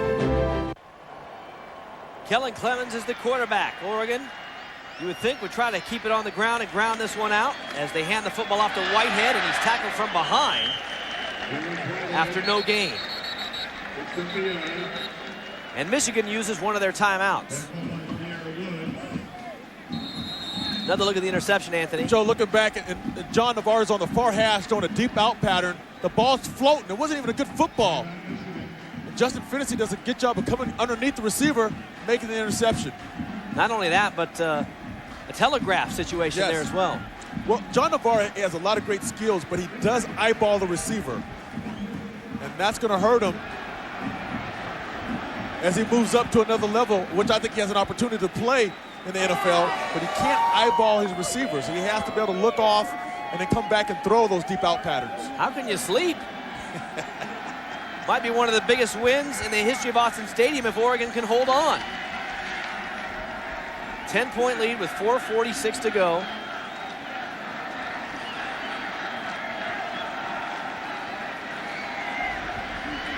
Ducks, I'm sure, will want to make Michigan use their timeouts here.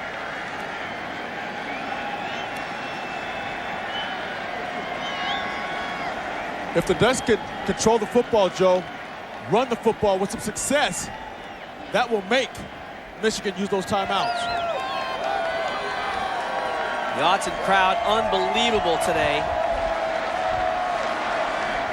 And fans, get ready. The Pape Jam is just around the corner. Come watch the doubleheader basketball event in Portland featuring the men's and women's teams of the Ducks. December 6, 2003 at the Rose Garden. The women will take on Colorado State, and the men meet the Thundering Herd from Marshall. For ticket information, 1-800-WEBFOOT or GoDucks.com. The second down and 9.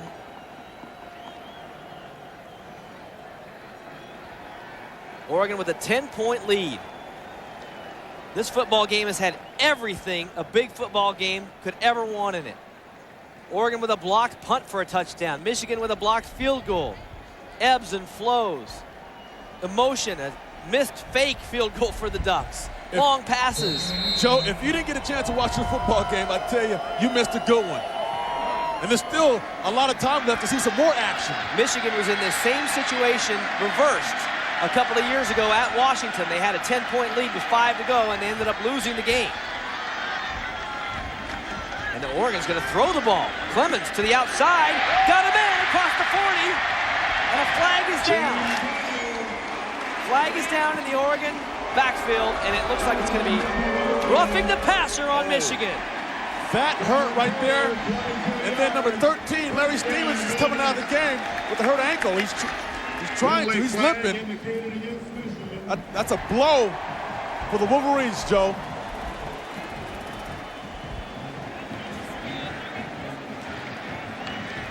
Roughing the passer on a defense, 15 yards from the end of the run. Automatic first down. And Oregon is very likely to just try and run the ball from here. And you got to play smart, and that wasn't a smart play right there. That ball was clearly gone. Brayton does a nice job of, again, the spotlight's on him, coming through, making a catch, getting the first down. See if the Ducks can ground it out. As the clock rolls now with 4:42 to go in the football game.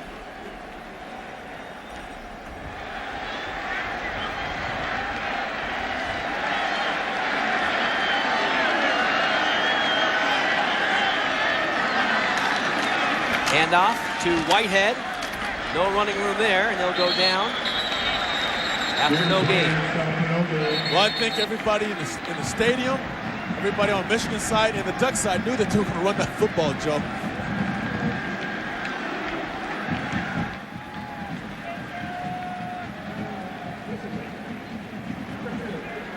Anthony, before the football game, Jerry Allen had a chance to talk with the Michigan play-by-play guy, Frank Beckman, and Jim Brandstatter, the analyst for the Michigan radio network, and they told us that this was the best Michigan team they've seen in 30 years. Coming in here, long road trip, they said that this was the best team they'd ever seen come through Michigan. Now that's saying a lot for a program that has won 11 national championships, and they've been to 17 Rose Bowls. Well, yeah, that's hard to question that, because those guys have been around the program. I don't see this as being the best Michigan team. They're a good football team. The teams that they've played, Joe, I mean, I don't think Notre Dame is playing all that great football right now. The other teams that they played, it's hard to tell. You know, they're fast. You know, they don't have a lot of superstars, but they got a good group of guys that can play football. Well, their superstar shut down today. Yes. Chris Perry is their guy, and when they got out of their game, what they wanted to do, he's neutralized. Chris Perry hasn't been a factor the whole game, and the Ducks came out and they said they're going to stop the run, and they did that today. Michigan with one more timeout. And if Oregon could get a first down here, they almost would be able to get to where they could talk about killing the clock.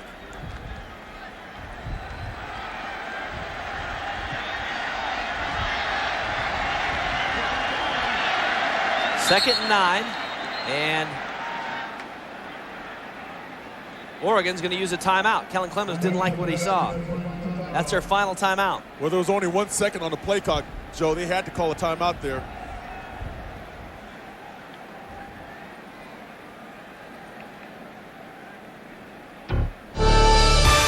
Today's game has been brought to you by American Family Insurance. All your protection under one roof. Pacific Power. Our pledge will always be to provide safe, reliable, and affordable power. Pacific Power, making it happen. Northwest Dodge. Grab life by the horns, dodge. Weimar, proud to be part of the Northwest and to be Northwest owned and operated. Bud Light, for the great taste that won't fill you up and never let you down, make it a Bud Light. Carl's Jr., hungry for the big time? The Superstars, a big idea and a big burger only at Carl's Jr. U.S. Bank, where 5-star service is guaranteed. Oregon Community Credit Union, who invites you to join today and organize your life. Pepsi, the joy of Pepsi. And by State Farm Insurance. Like a good neighbor, State Farm is there. 59,000 strong, the largest crowd in the history of the stadium. Oregon has won 31 of the last 35 games, 41-10 under Bellotti, and they have not lost a non-conference game. On the sprint out, Demetrius Williams tries to cut it back, and they'll go down at the 30-yard line. They practiced that play a lot this week, Anthony, and been waiting to see it. Well, they keep showing the same action. They've been showing that same action all day, but just kept running the running backs up the middle. That time they handed it off to Demetrius Williams, seeing if he can get to the corner. Does a nice job of getting about 6 yards. And Michigan will use their final timeout.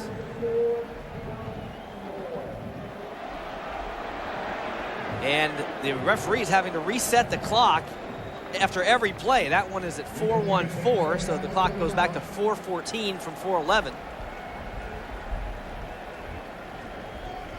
And they've used their final timeout. Anthony, do you go for a home run ball here? Might be kind of tempting. Clock would stop if you don't get it. What I try to do is use my tight ends. The tight ends has been a big factor for the Ducks right now. When I look at Michigan's defense, they're looking at stopping Sammy Parker or looking to stop the run, but they haven't stopped the tight ends yet. And the tight ends are huge for the Ducks. You get them down the middle, down the seams, or misdirection, a boot, they may get open.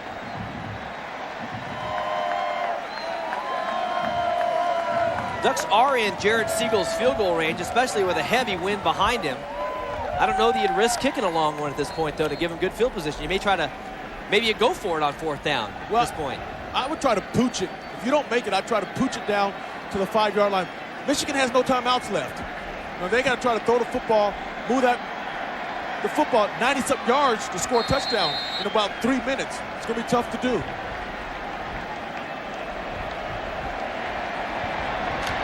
Third down and 3. A first down here might do it.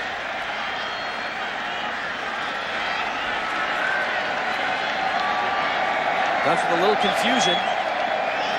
Now Day goes in motion. And Clemens going to fake the handoff. Ducks might get away with a hold, and they'll dump it off to the tight end. Tim Day down to the 10, inside the 10-yard line. The flag is down, though. There is a flag down. I thought maybe the officials missed it. We'll see if they actually did see it. I think they got the holding.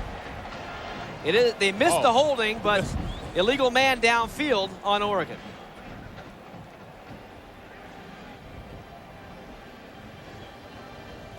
Dan Weaver pleading his case to the official.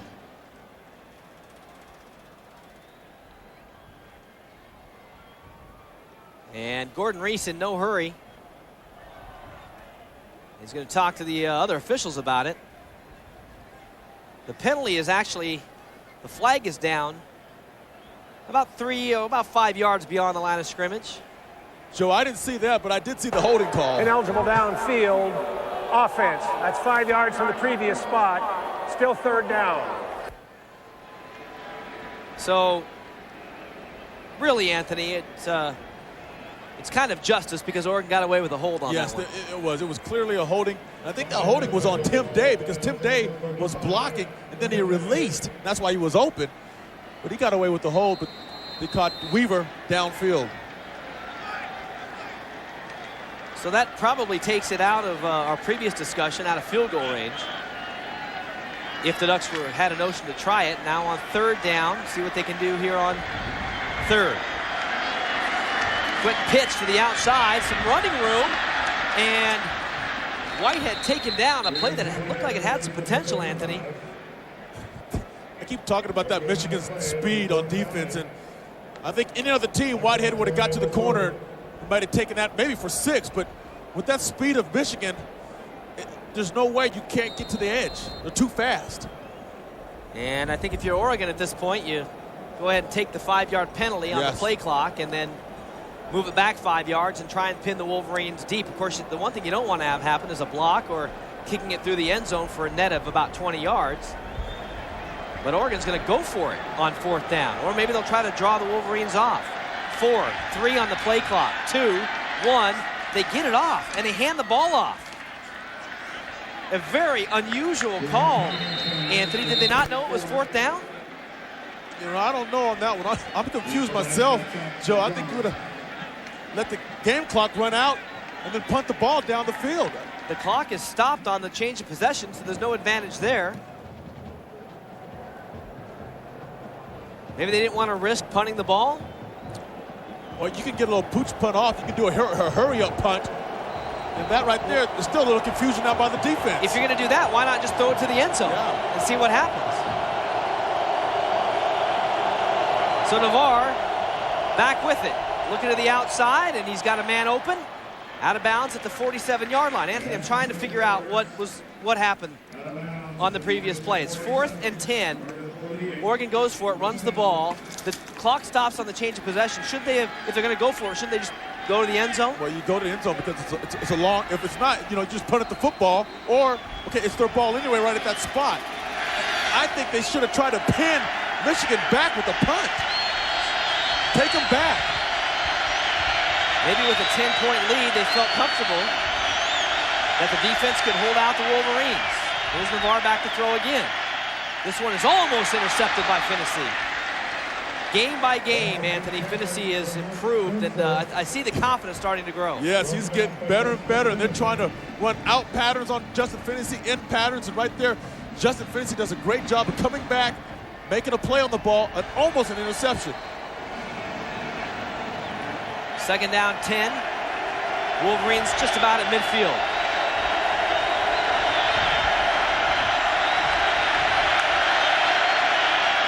And Ducks are going to rush 4. Plenty of time for Navarre. Looks for Edwards, has the catch, and he goes out of bounds at the 37-yard line.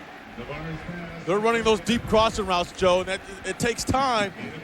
But with the deep crossing routes, when the receiver catches the football, he just runs right out of bounds and stops the clock.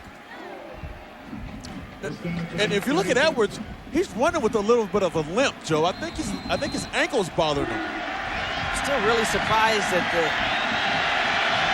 decision to allow Michigan to have the field position. 2:35 to go. And Navarre, Ducks trying to get to him, going to the end zone, and it is incomplete. Nice job by Justin Finney competing for this ball.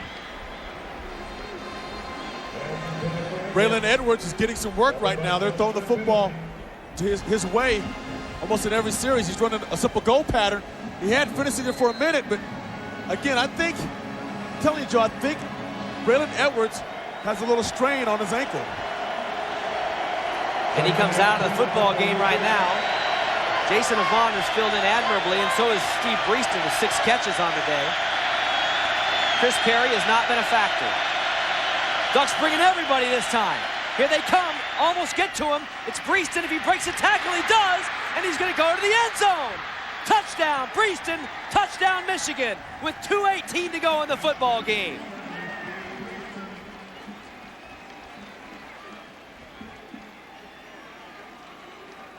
Well, there's enough weapons on that team for somebody to step up.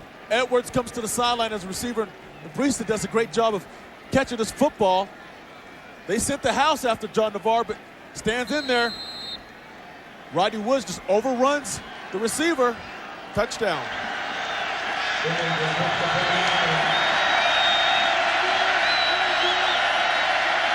Finley in for a big point after. And it's blocked. It's blocked. That is a big block.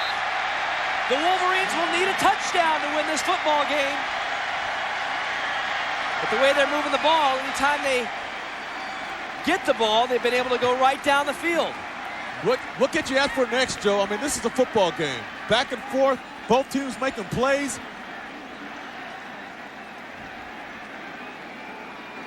Still a little confused on the series where Oregon had an opportunity to punt the football and get them down Get back at least if it were out in the end zone, start at the 20 and not the 35.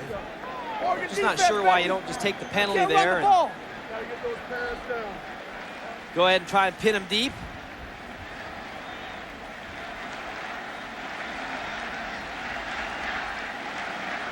Or at least if you're going to go for it, you might have, you're not going to get it on 4th and 10 running the ball. You probably, you might want to go to the end zone and see what happens, because if it gets intercepted, it doesn't matter. It doesn't matter.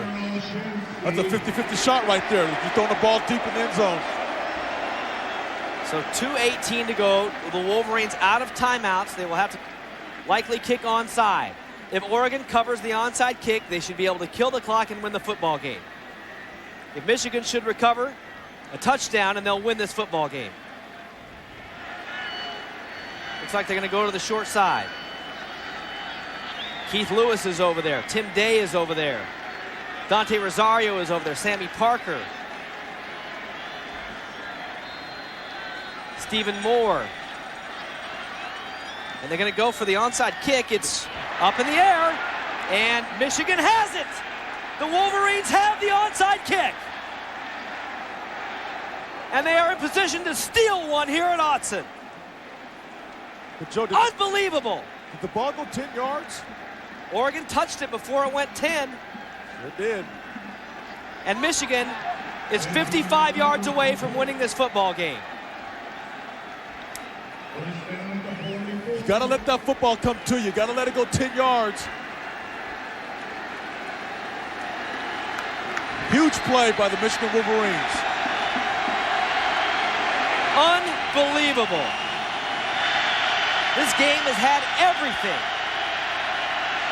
And Oregon's defense, which has been on the field the entire half. Navarre to throw. Down the field, too high.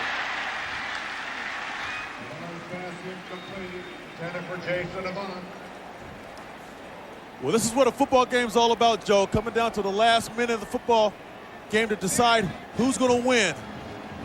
Who's going to become victorious when the clock shows 0.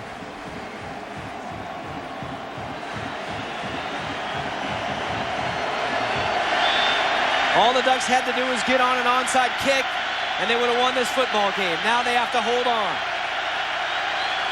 Navarre in the shotgun. Again, plenty of time to the outside. This one is incomplete as well. 2:01 left. Plenty of time. There's a lot of time left in this football game. The secondary for the Ducks really need to step up, stay close to their man, have an opportunity to at least get on a play or try to make a play when the ball's in the air. Everybody on their feet. Crowd bringing the noise.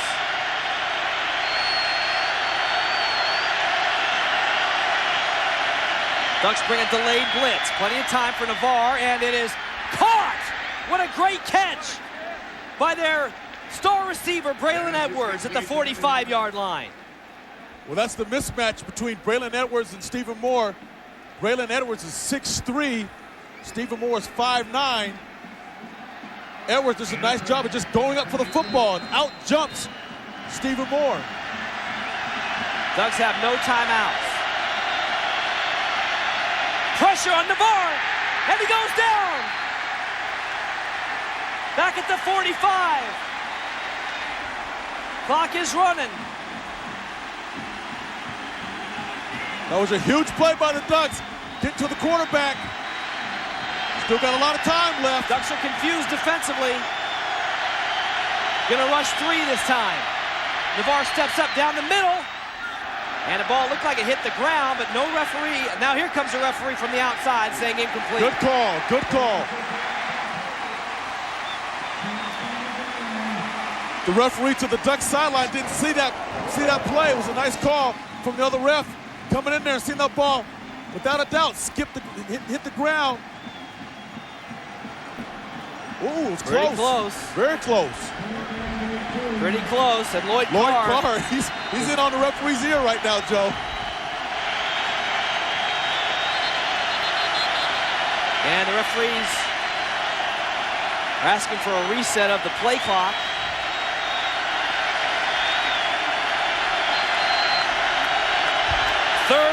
for Michigan. The crowd making lots of noise. Navarre, time to throw. Over the middle, nobody on him. To the outside.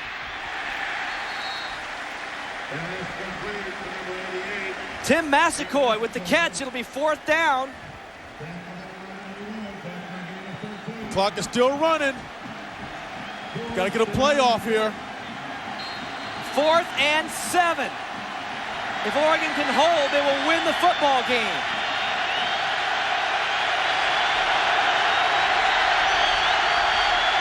Navarre. Time. Incomplete! And that is finally going to do it! Oregon will win this football game! And the Wolverines are shocked in Autzen Stadium! What a party it's going to be tonight in Eugene!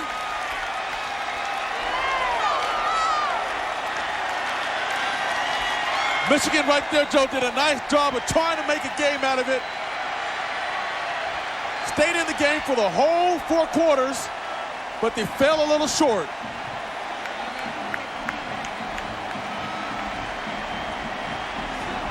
Another look. High all day. High all day. Braylon Edwards was open on that play. If he would have had it down in his chest, would have been a completion for a 1st down. And the Ducks have to snap the ball one time, and they do. And Oregon continues Mike Bellotti's streak of not losing in non-conference games. This is a huge win for the Ducks, Joe. And the Oregon program to come up and beat a number 3 ranked football team in the country. And the Wolverines run out without shaking hands. There's no shaking hands today for the Michigan Wolverines as they are shocked at Autzen Stadium. And you know what, Anthony? I shouldn't say shocked because Oregon outplayed Michigan all day. They had a few breakdowns, but Oregon deserved to win this football game. And Oregon played hard the 4 quarters. They didn't give up. Adversity hit Oregon quite a few times, but they hung in there and they pulled it off. Today's State Farm Player of the Game. How about players of the game? Oregon's defense, especially in the first half, putting a lot of pressure on Navarre.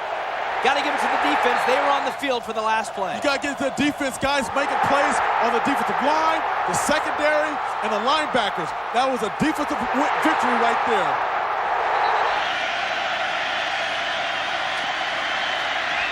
And that right there, Navarre wanted that pass, pulled back because he knew that it was a little underthrown. And look what Oregon's defense did against Chris Perry. His Heisman Trophy candidacy derailed today. 11 carries, 26 yards. John Navarre, 2 interceptions today. Got to give it to the defense, shutting down their Heisman Trophy candidate. Oregon on an unbelievable day at Autzen Stadium. One of the biggest wins ever in Eugene. The party is on. It'll go through the night. We'll come back to wrap it up after these words on the Oregon Sports Network. What you doing, Brian? I'm just putting my name and address in these bottles and sending them out to sea. Hopefully someone will find them and contact me someday. Wow. Yeah, wow.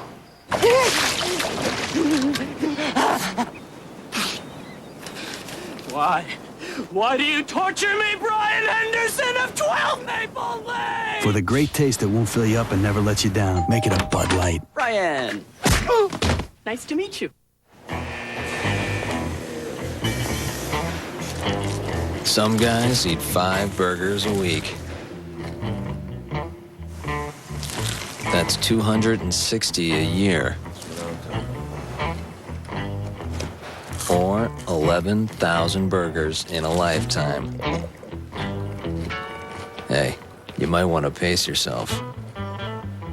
The Barbecue Ranch Chicken Sandwich, new at Carl's Jr. Andrew. Kelsey, would you please join us? Off the phone, it's supper time.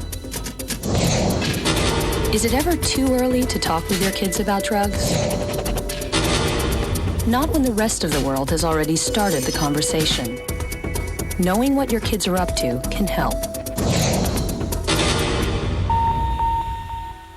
You've got the games. Now go online and get the scoop. Go! YesNetwork.com is your source for New York sports, giving you insider access to the Yankees and the Nets. Longevity, is paying off. Log on to YesNetwork.com for original features from Yes Network talent and in-depth on-site coverage from every Yankees home game. Then get interactive with daily polls, message boards, and exclusive multimedia clips. As a player, you love the excitement of New York. Plus, shop online at the Yes Gear store. YesNetwork.com, your source for New York sports. Anthony, all the hype, all the excitement is back. Take us back when Oregon was ranked number 2 in the country after the win against Colorado. Then what happened last year? It is back after beating the number 3 Michigan Wolverines. Well, if people are wondering if Oregon is for real, well, it tells you today what happened by beating number 3 Michigan at home. The Oregon Ducks are for real. They're a good football team, Joe. And they held on at the end with the defense on the field. Lots of special teams plays in this game, a lot of excitement. Does not get any better than what you saw today at Autzen Stadium. So once again, the final score, Oregon 31, Michigan 27. Join us again next week at this same time as the Ducks host the defending Pac-10 champion Washington State Cougars.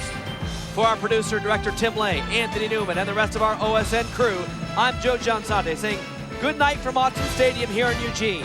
This has been a presentation of the Oregon Sports Network in association with ESPN Plus, the worldwide leader in collegiate sports. Once again, Oregon 31, Michigan 27. The Ducks do it on the biggest day in the history of Autzen Stadium. Good night, everybody.